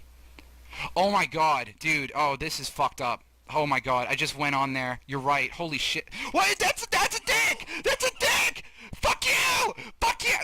I will not tolerate this! Turn off. Listen, this is the dicks. The Dick Squad is hacked into here. Okay, listen, look at this. This is Dick. It says hacked by Dick Squad by Big Stack Dick Dad. This is Deagle Nation does not support this! Don't collide with your dick! Don't dubstep me! You're putting dubstep on my DeagleNationDomain.com! Don't do it! This is fucking illegal! What you are doing right now is a crime against dubstep! Do you understand what the fuck you reckon with, you motherfucker? Okay, listen to me! You mother...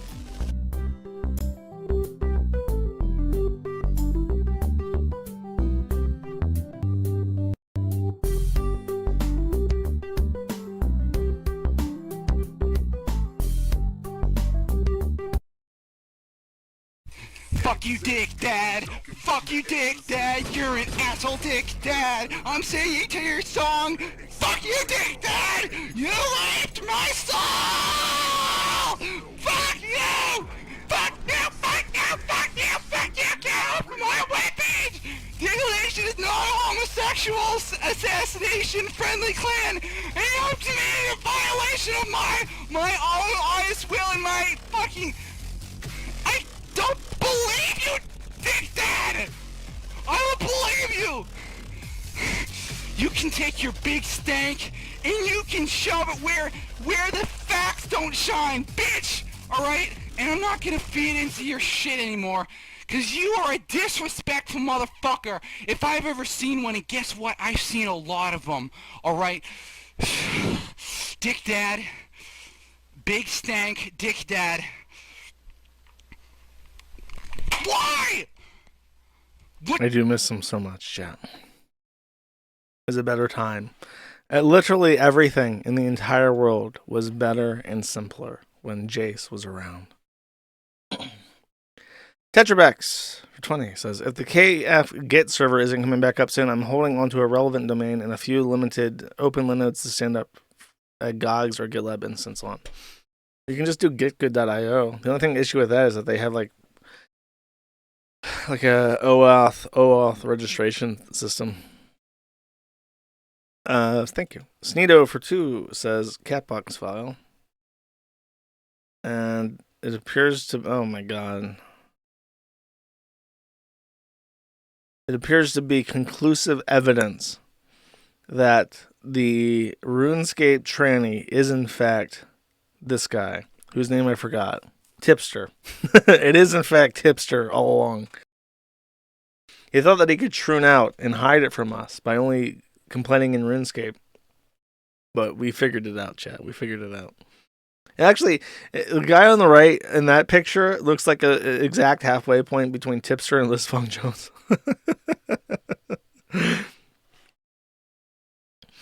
Sneedo for 1 says, that bitch Taylor Lorenz is still wearing a goy mask. Lamau. Yes, that's true. She is. That's how pathetic she is. They probably require it, these fucking White House press conferences with Biden around. Because I imagine if you speak, the germs might be not dangerous to you, but might be lethal to him.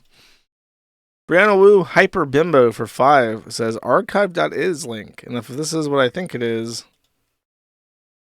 I'll give it a second to load up. I'll come back to it in a second. Sir Calf for 5 says, Mein Obergruppen Schnieda. There's an open source private server version of OSRS get link here. Maybe we can look into it. And then it's OpenRSC. No, RSC is the 2D version, bro. That's not that's not RuneScape, old school RuneScape. That's the version where you don't have knees. Yeah, they don't have pictures of it, but that's definitely the version where you don't have knees. I have used this, by the way, because I was driven mad with this memory that in the Quest Underground Pass, which was the second to last quest they released in old school before the Legends quest. I remember doing this quest as a kid. And as you played through the quest, you would get red text in your chat that was like really creepy and was supposed to be like the caves are whispering to you. And the one in particular that stood out in my memory is the words, join us, embrace the mystery. And I always, for whatever reason, this obscure game reference is something that pops into my brain every so often. Like if there's like a cult-like drive to get people to join something, I always think, join us, embrace the mystery. And I have used this OpenRSC repository to prove conclusively that that text appears in that game, because in the when they ported it over to old school, the RS2 version, they did not include that text. So I managed to ungaslight myself and prove forever that does actually happen. Brianna Wu, it was not. I was about to say 4, but he did not give me any money. Says, this is awkward to talk about, but yes, I do look different. You don't have to keep posting unflattering pictures of me from a decade ago. I never started my career wanting to be a public figure. I wanted to make video games, and for a long time, I just tuned out all insults about my looks. But truth be told, they did bother me, and I realized I didn't have to accept that. I was disempowering myself by not taking action to look my best. I started seeing a dermatologist. I started watching YouTube tutorials on how to do makeup. I went to Nordstrom to ask a stylist for help. Wow, Nordstrom, that's really high tier. I did painful things that involved my credit card. And even today, I'm going to see a cosmetic dentist so I can smile more in pictures. I'm a feminist enough to think this stuff shouldn't matter for a career, but I'm pragmatic enough to know that it does. I'm going to take something real quick. So, Brianna Wu is talking about the fact that he had cosmetic surgery and posted some very flattering pictures of himself to try and prove the point that he has had a little bit of a glow up, #slay queen. However, Brianna, believe it or not, the internet is not always going to republish your flattering pictures exclusively. Behold, Brianna Wu, apparently discussing about Jewish money on the Dan Abrams show on News Nation. So the nose, it looks like he got the Hollywood nose, which is why it like points. All LA people get that exact same nose. They basically staple it onto your face at this point. I mean, still kind of look like an old dude, but now with cosmetic surgery. It's kind of weird that I used to really hate Brianna for a lot of reasons. In particular, Brianna was very anti-8chan. Brianna inserted himself into the Gamergate controversy. Like, nobody had ever heard of Giant Space Cat Games or Operation 62 or whatever the fuck the name of his shit-ass fucking game was. Nobody cared. But he managed to, like, insert himself in and make himself a central figure of Gamergate for literally no reason other than self-promotion. And it was extremely grating how people kept championing him as, like, a victim. And it's like, nobody knows about you. Nobody cares. Just go away. But despite people's best efforts, he never did. But now, it's funny in retrospect that Brianna Wu is one of the most tolerable trannies on the internet. One of the least annoying. Isn't that... I don't know if he got better or if everyone else is just so much worse now.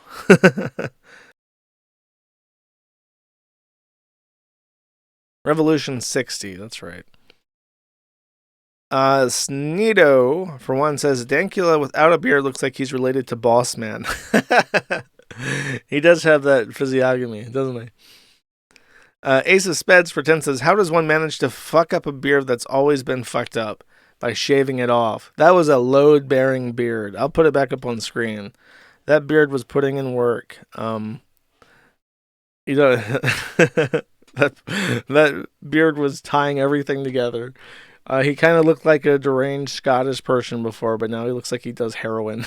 It really doesn't flatter at all. Blorp Bloop for one says, all naphoids are homosexuals and trannies without exception. I don't know what a naphoid... Oh, NAFO, like a laser pig. Yeah, I gotcha. Probably. Anyone who roots for the status quo is deranged and retarded, and probably also a fag, because only faggots benefit from the current world order. Everybody else suffers. The uncredited for 2 says, I somehow tolerated all the previous gay OSRS shit, pride events, brownwashing, ally erasure, etc., but the pronoun shit was the last straw, apparently. Canceled my 5-year membership, player since 06. Player since 01, bro. I actually was digging through my email to see exactly when I registered, and I found an email from, I want to say September 2001 that my mom sent me, and it was a forward from my mom's old email address, and it was a receipt for the membership. So I became a member of RuneScape in 2001. That's the oldest record I can find for it. 11th Circuit for 2 says, Nick Fuentes is a Fed op. Probably at this point. Yeah, it's looking more and more like it. The Lion Kang for 1 says, aha, B-Jams. Docs Found for 5 says, Dragnir's wife, Skiggles, there we go, name drop, openly cuckolded him with an MLP porn artist in his house and promptly divorced him. Now she owns his porn website and is grifting for donations. Just normal furry things. Yes, Queen Slay. Divorce rape that fat retard fuck for everything he's worth. He allowed himself to be cuckolded. Decarcher, for 1, says, from when you were talking about the Purher, I am no fan of Jews, but I hate the Muslims more. Israeli fucking up their neighbors never bothered me. It's a place they can go that isn't Madagascar. The only argument I would have against that is part of the reason why I think people are so sympathetic to Muslims in particular is that, like, we totally went to their countries and shit all over the place. Like, we bombed the fuck out of Iran, we bombed the fuck out of Syria, we bombed the fuck out of Yemen, we bombed the fuck out of Afghanistan. Like, it's, like, the reason, like, when Muslims say, by the way, if you talk to them, if you ever tell a Muslim to go back to his country, he'll say, I can't, you bombed it. And that's a really good argument. That's really fair. Like, what's the counter to that? You're right. We sure as fuck did. I don't know what country you're from. You're just a brown Muslim, but I guarantee you we dropped a bomb on it in the recent history.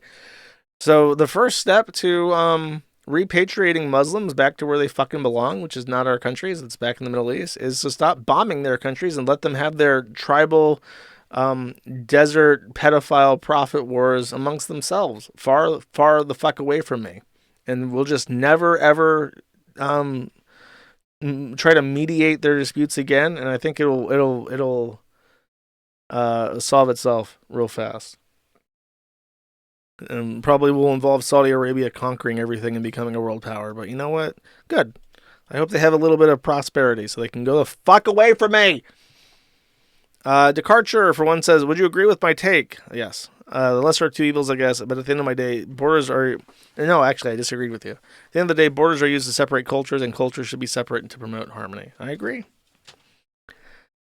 Tetrabax for 50 says, gay ops are gay. That is true. Thank you very much. Appreciate it. Space Allen for 20 says, ham jam. Thank you very much. I appreciate it. MH Dark Law for 2 says, what do make of Juju the Cow saying that Jason the Pedo is your friend? I think it's some of the slimiest shit ever, considering that his associates are routinely outed as pedophiles. He openly associated with Digibro, who is an open pedophile. He openly associates with Vito Griswaldi, who's an open pedophile. He openly associated with Max Carson, who's a Jewish open pedophile. So, yeah, I know that it stings when the truth is pointed out and he's too much of an arrogant, stupid fuck to fix his shit. So he's lashing out like a retard. Dr. Coffin Nails for 10 says, please play this awesome clip from Excalibur. Best start at 40-second mark. Are you listening to Nick? Are you listening, Nick? Okay, let's see.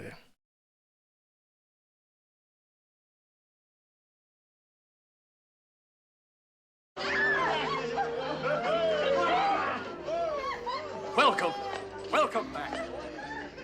Take your place again, Lancelot. My lord. Look, Sir Lancelot. He's back. This is an old movie. No more go ahead. I'll skip to the part where he says the word. No, they miss a battlefield. I think we do too. We have lost. The greatest. Well, they blend. Like the metals we mix to make a good sword. No poetry, just a straight answer. Which is it? All right, then. Truth. That's it. Yes, it must be truth. Above all. When a man lies, he murders some part of the world. You should know that. I preferred Merlin in his 2001 appearance in RuneScape Classic. Merlin was frozen into a crystal by an evil witch, and you had to go south of Tavaly to get the, I think it was Excalibur from the Lady of the Lake. I think you had to, like, I don't know, you had to go, like, find, like, a casket or something. All the stone heads across the world pointed to it. That's what I preferred. That was better. I want to be real with you. Sneedberg Stein Goldman for $48 says, hasn't Nick let Drexel be around his children, not to mention his associations with self-admitted pedos and Nick's multiple pedo jokes? Yeah, I mean, some guy, like, rounded up things. Like, I remember playing on stream, he made, like, a really, really, really disgustingly inappropriate comment about a little girl who was, like, in so much pain, she was, like, shitting herself because she couldn't function. And for some reason, Nick thought it would be really funny to make a diaper joke, like, diaper fetish joke about her. And it's like, it's a little girl who's in such agonizing pain that her bowels don't function anymore. It's not really appropriate to implicate her in some kind of ABDL lifestyle. And the reaction from the people he was talking to was like shock and horror even then. It's not pedophilic, it's just a really bad joke. But I mean, his association with Vito is worse than the forum's association with Jason Close. Yeah. Bordier, for one, says, make your prediction a video and send it, then it can be posted afterwards. Okay, sure. Baldo Peggins, for 5, says, if Ricada takes a plea deal, then he better film himself in his car immediately afterwards with his wife and side piece singing, it's God's plan. I won't be sufficiently owned otherwise.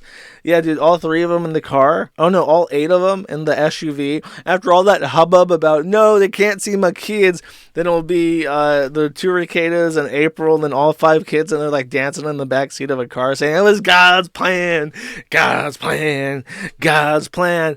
What? God's plan. Look what came on the radio.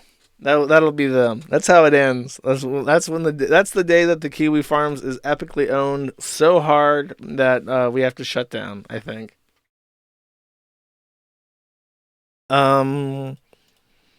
Waifus aren't real for 5 says hashtag wifey material, and then he links me to Mr. Nasty No Drama on Zitter.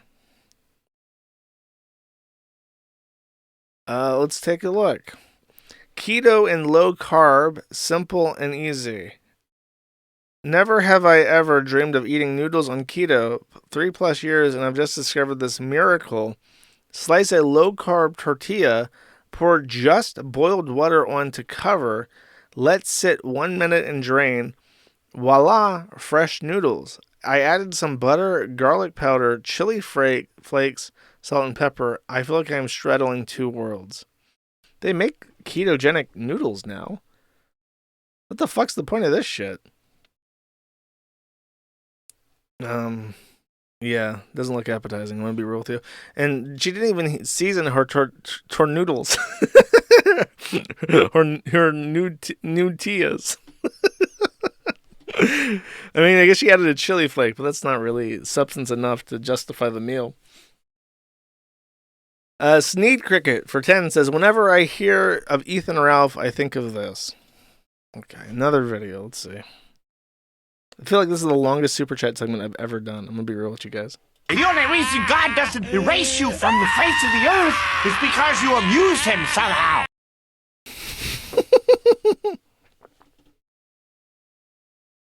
That's weird. This is on like a verified gaming channel. That's bizarre. I feel like that anybody could be saying that though. It is true with with Ralph. He just wants him to suffer. Tetra Bags for $300 says, Happy Pizza Day. My squirrel friend keeps playing tag and using my leg as home base because some of them are still scared to get close. They are learning though. Well, be careful with the squirrels, bro. They might go for your nuts. And they might have rabies. So that would be a 2-for-1 bad day. Thank you very much, though. Haramburger for 2 says, fucking pizza day. It's now Panda Express day. Time for some orange chicken chat. Ching Chang Chong. Okay, Amberlynn. Everyone knows that pepper chicken is better anyways. The Uncredited for 1 says, the only game I've gotten properly into in like a decade, Crime Boss Rocket City, I recommend. Had queers in its Discord pushing for gay shit like parade flag skins. The devs just ignored them. Dev W. That is Crime Boss Rocket City, in case you're curious, chat. Total Gunt Victory for 1 says, the best pizza is tomatoes, pepperoni, garlic, and meatballs cooked well done. Happy Pizza Day, Juice.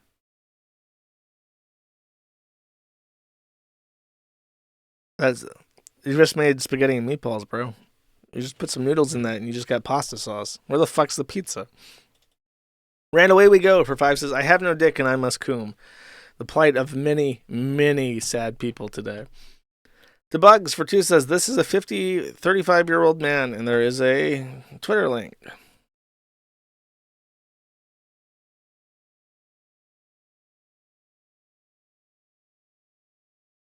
Chewer repeats, this is a 35-year-old man. And then Miss Chaos says, Mom made this cool as fuck box to keep my injection stuff in, and oh my god, it got booba inside.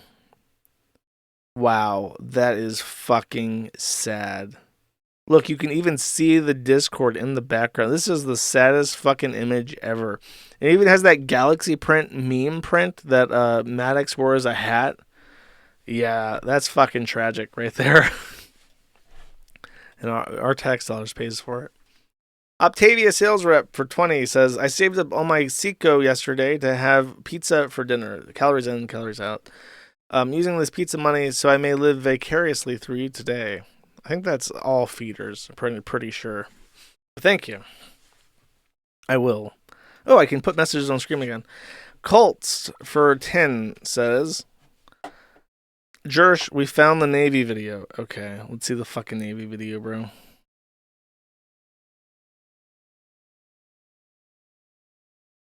Dude, this is 30 fucking minutes.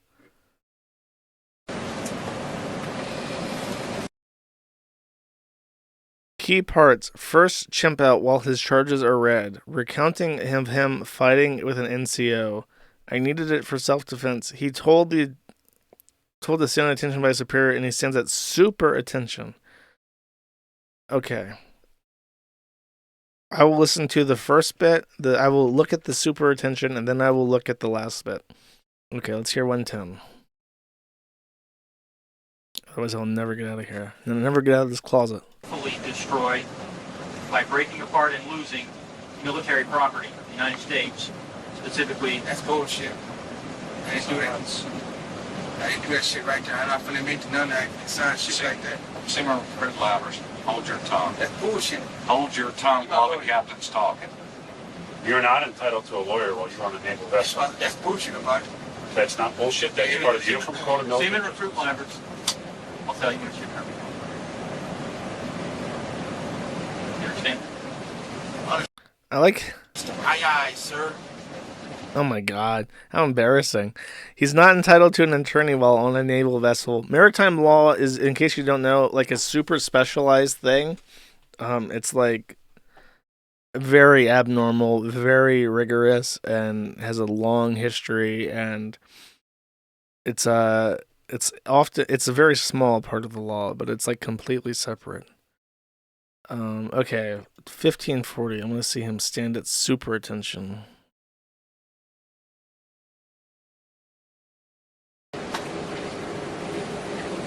Yeah, I was on it. Yeah, stand at attention.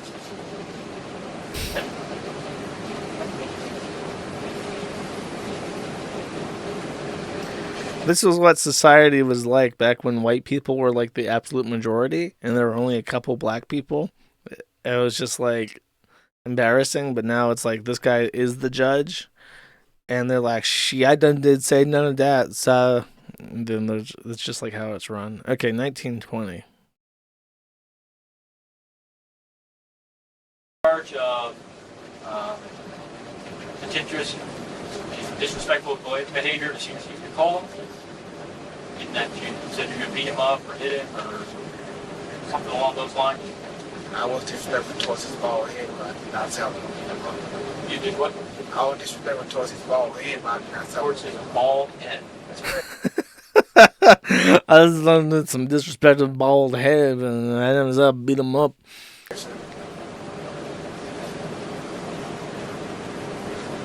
Disrespectful, but you didn't actually threaten to beat him up. That's correct, sir. Captain, sir, that is incorrect. I was saying he did threaten to, quote, beat Senior Chief Controller. He said, I will beat your old bald ass if you step one more inch towards me. The Senior Chief Controller were just trying to get him up so that he could meet his money. Very well, Senior Chief Controller here. Senior Chief Controller, can you tell me what was said? Something to the extent, sir, of beat your old ass. No longer black monster. Okay. Well, this is the cleaned audio. What I know for a fact is that you have lied to me repeatedly over the last couple of days. And what I also know is that I have a lot of respect for Senior Chief Controller. I'm very curious what his name is and what. Oh, the punishment's right here. Okay. Hereby impose following punishment. Confined 3 days of bread and water. Forfeiture of 1/2 month's pay for 2 months. That's it? You're advised that you have the right to appeal this punishment to Commander Submarine Squadron 20. Your appeal must be made within a reasonable time, which is normally 5 days. Immediately following this hearing, the executive officer will advise you more fully of his right to appeal. Do you understand? I understand, sir. Okay. Additionally, you will be issued a confinement order. We'll discuss specific terms in terms of your confinement. Understand? I understand, sir. 3 days of bread and water, and that's it. It's interesting how much his demeanor changes when they're like, yeah, we're gonna lock you in like the Navy brig for like 3 days, and we're not gonna give you anything but bread. And during that time, and then he's like, okay, now he's no longer hooting and hollering and giving super salutes to people. It just shows that's what's required. Kyle Larson, all chat for 10 says, in the spirit of Olympics, please watch this video from CBS News about Beijing Hooters. Okay. You guys are lucky this was a short stream. I would not... There's so many videos. I'm literally never going to be finished. Every 45 minutes, it comes time for Beijing. Bro, I'm not watching this.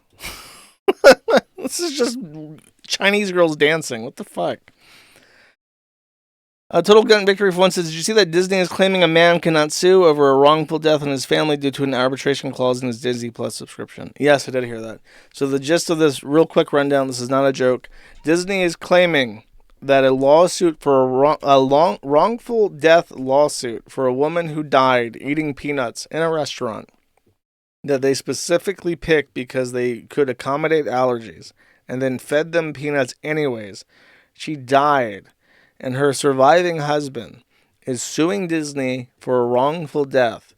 And Disney is literally claiming in their filings that the case should be dismissed because 3 years ago, the husband subscribed to a trial of Disney Plus. And in that Disney Plus agreement, any and all claims against Disney Corporation must first be mediated out of court. So they're claiming that his wrongful death suit at the Disneyland or Disney World, I think it was Disney World amusement park, must be arbitrated because of his binding clause with Disney Plus from a trial agreement 3 years ago. The fact they would even fucking attempt this indicates to me that, number one, any piracy of any and all Disney media is not only not morally evil, it is morally righteous because Disney deserves to go bankrupt. Not that I would encourage anyone to do anything, but it is morally righteous to do so. And number two, Disney should be torn limb from fucking limb. If you have a Disney Plus subscription at this point, you're fucking retarded. I think that not only should people cancel their Disney Plus subscriptions, they should, in writing, email legal and demand to be released from their agreement, including the arbitration clause. That if enough people did that, it would literally sink they would have to hire so many legal people to deal with the complaints that it would cause them actual damages, and you would be completely within your right to do so. And especially if you're a Californian resident, there's something called the Californian, I think it's CCPA. They have like their own mini EU privacy law, like the GDPR. You should specifically find, and almost every website has this, you should find the CCPA Disney Plus email. It's probably just CCPA at disneyplus.com or like privacy at Disney. Just look in their terms of service for a link. But if you're Californian, find the CCPA contact email them, say not only that you're terminating your account because of this, and also you want to be released from their clause, and you want any information they have about you across any Disney thing, anything, you want it completely deleted. And then they have to, by law, honor that request. And then also ask them to delete your email after you sent it to them. And this is, if enough people do this, like even if a couple thousand people do this, you're talking about like thousands of man hours wasted dealing with complaints as a result of their litigation. And at that point, it probably would exceed the expenses of just paying this fucking guy to settle out of court for his wrongful death suit to begin with. TMD is what I'm thinking right now. Total Gunt Victory for one says, did you see that Disney Euclid Sneed says, here, thanks for the streams, here's a video. And then there is a video. Let's check them out. See, this is just Chinese girls dancing again. This is a black man. Let's see. I love videos with black people. Cool black people are my favorite. Trash ass homosexual. What's that monkey thought? What you yelling for? She thought she wasn't gonna get that. She better thought again. Ain't gonna lie. She better use that. She better get that police on my face. Oh no, I ain't police. That she better? Hey, no, hey, phone them. She thought she was Phone them. What the fuck is you talking about, folks? Dude, that I love you. That Uval click. That's crazy. This guy's got some bad. What's the thing? Tourette's syndrome? I think he has like Tourette's. That's what it sounds like. He could be a sick ass beatboxer though. He got that boom chicka boom thing down. Brother, you having a good day? You better love yourself. Oh shit. Don't Germany like that. Hey, you spitting facts, homie. Hey, I ain't gonna lie. I've been dismissed. And God bless you, brother. Oh shit, nigga. Oh hell nah, boy. God bless you, partner. He's running. There's some people that you can't. Some people you can't defeat. He got that. He's mentally ill, dude. He's not like on some next level Goku Super Saiyan shit. He's just schizophrenic. He's got something wrong with him. Seek a Lother for 30 says, did I tell you I took a holiday in Japland for the past 3 weeks only to miss my first flight and end up stranded in the airport due to a typhoon? Take $30 please. Misery from Narita. Well, I mean, as far as places to get stuck, the Japanese airport probably isn't too bad. I imagine you can get some ramen there. It's probably not dirty. It's not like getting stuck in Atlanta. Thank you. Good luck with your flight, my dude. Ace of Speds for 10 says, when you read this, you should have had a green background for the first half hour. Boomer. Yes, I realize that. I am sorry. Pattern Noticing Enjoyer for 1 says, Josh lost, KUE PDFs lost, Sean lost, Karen's lost, Nick won, Jim won, Basic Human Decency won. I didn't realize that Nick and Jim were friends. Never Not Fishing for 2 says, I'm doing my part. Oh, poor bro. This homie got 99 fishing cape and he unsubbed him. Sad, bro. Hopefully they'll reverse and then I can finish my farming cape. Tetrabacks for $10 says, don't take DXM cough medicine unless you're ready to permanently sliding through reality with daily abuse. Shit, sounds like you concerned, trolling homie. If my boy Turkey Tom wants to do that lean, he can do that lean, know what I'm saying? Gay store spokesperson for 5 says, friendly reminder from the gay store. Ricada laughed at Kevin Landau getting SOA poisoned by dick troll websites. Here's a list of unrelated websites, domain websites. Nicholas R. RibbertRicada.com and Baldo.lawyer. Yeah, he did laugh at that. But I don't really think, I mean, his employer is like his audience, so that's why he's trying to save his PR so bad. Gay store spokesman for 2 says, illicitclips.com, gaystore.uk. You could have taken that money and bought illicitclips.com if you really wanted to. Though her name has 2 S's. You said Eliza Clips. Crispy Legs for 5 says, here to represent Mushroom on Pizza Gang. Fuck you. Disgusting. Cold for 10 says, if you won't say it, we will get the other neighbors to say it. And then there's a YouTube link. And I don't know what this could possibly be, but we'll see what it is. I'll just open this raw dog as I usually do.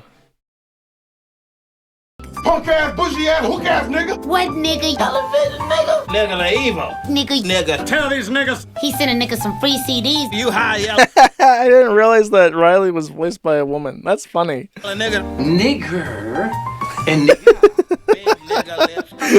That's the white teacher who had to apologize. I recognize that immediately. That's really funny. This nigga on the streets. A ditty ass nigga. Black.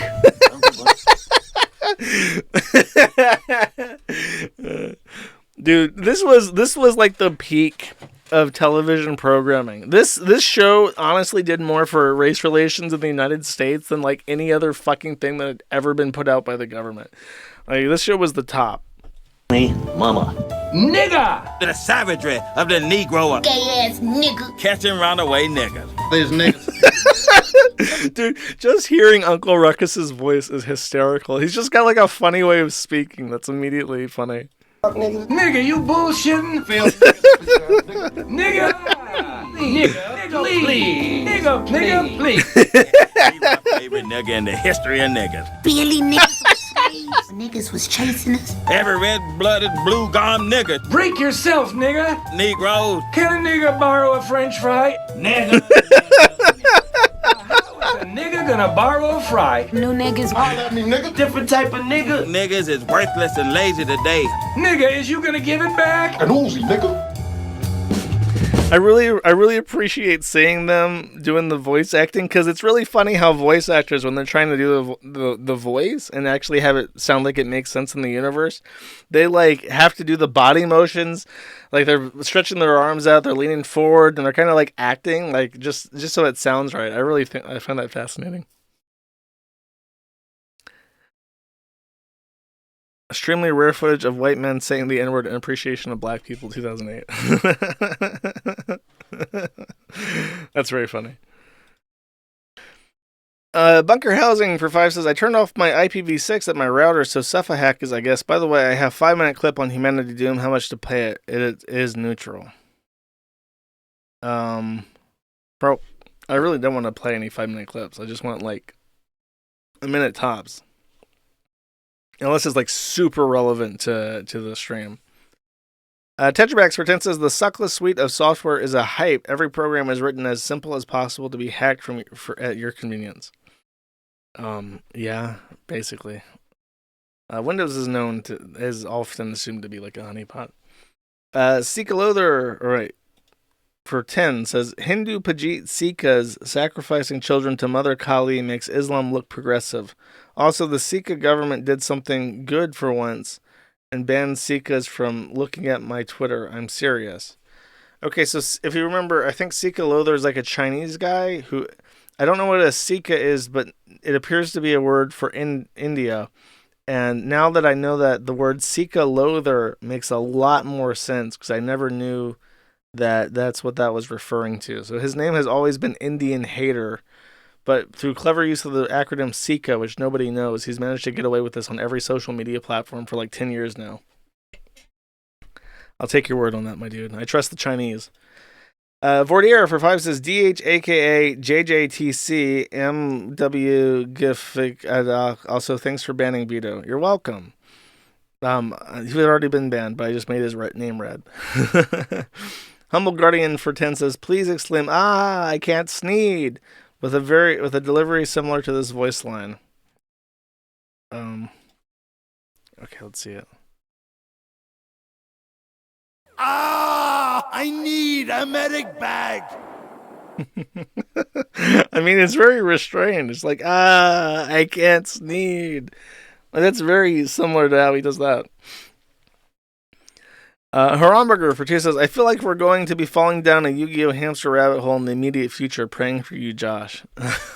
We'll see. Apparently, there's a deep lore. Employee Man Jack for 2 says, it feels like we're all being slowly and progressively cursed each time you read from the Book of Enoch. Probably. The Bug for 1 says, Frog God wanted you to see this MTG hamster card. Okay, let's see it.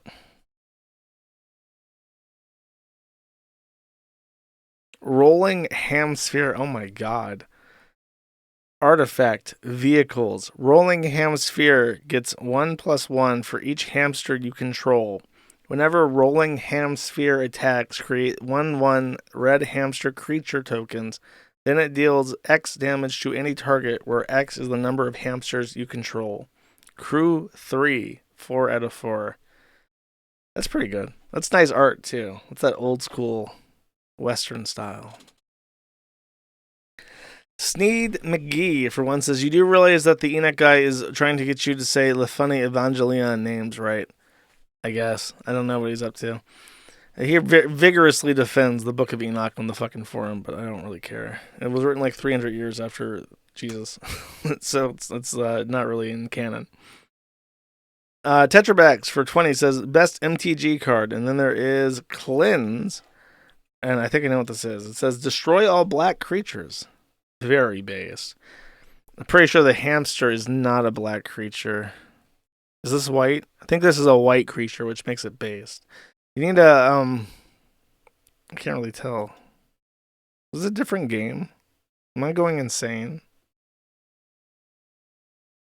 Is this a different game, chat? I think no.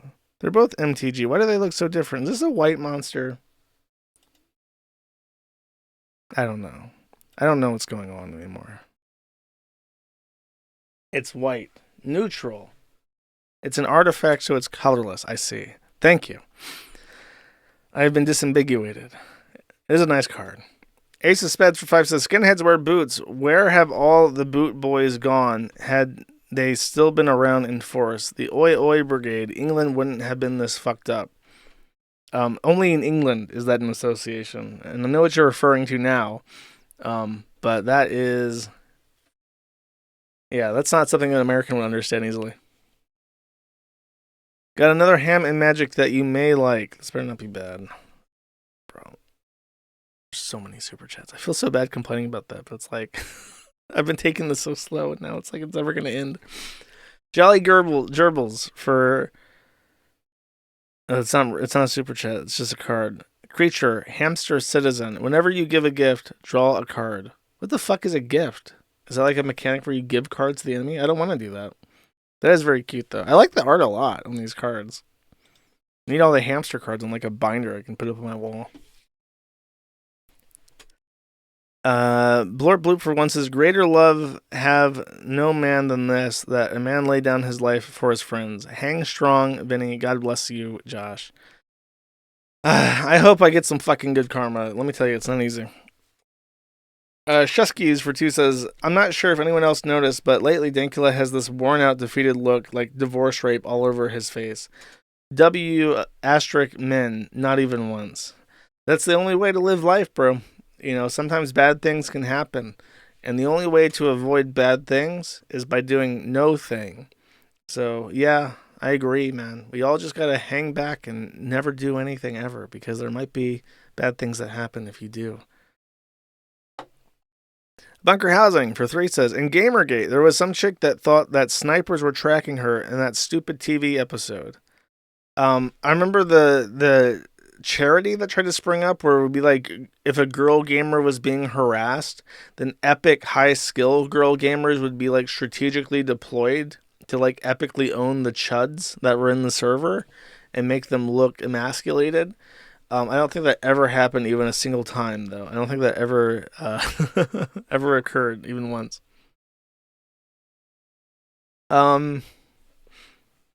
Colts for 5 says, the counter is that Islam has been waging war on America since it was founded. Read up on the Barbary Wars, where Muslim pirates enslaved Christian Americans.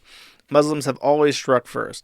I mean, yeah, but they did that for centuries. Like, they have always been raiding the coast. There's a reason why Sicily is brown. There's a reason why, you know, they've always done this. They've always been terrible people. I mean, fine, if you want to just bomb them, go for it, but don't let them into your fucking country, then. Departure for 1 says, I love your take, but wasn't the Syrian refugee crisis caused by other Muslims? It was caused by ISIS, which was funded by the United States. Tetrabacks for 10 says, imagine not putting eggs on a pizza. That's fucking gross, bro. And Ace of Speds for 50 says, you really need to play this sometime. Probably the gayest music video. Very catchy song, to be honest. Okay, let's see what this is. Scat Bros Life at the Outpost?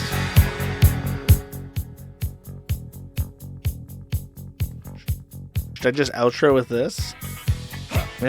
Maybe I should, chat. It is the last super chat.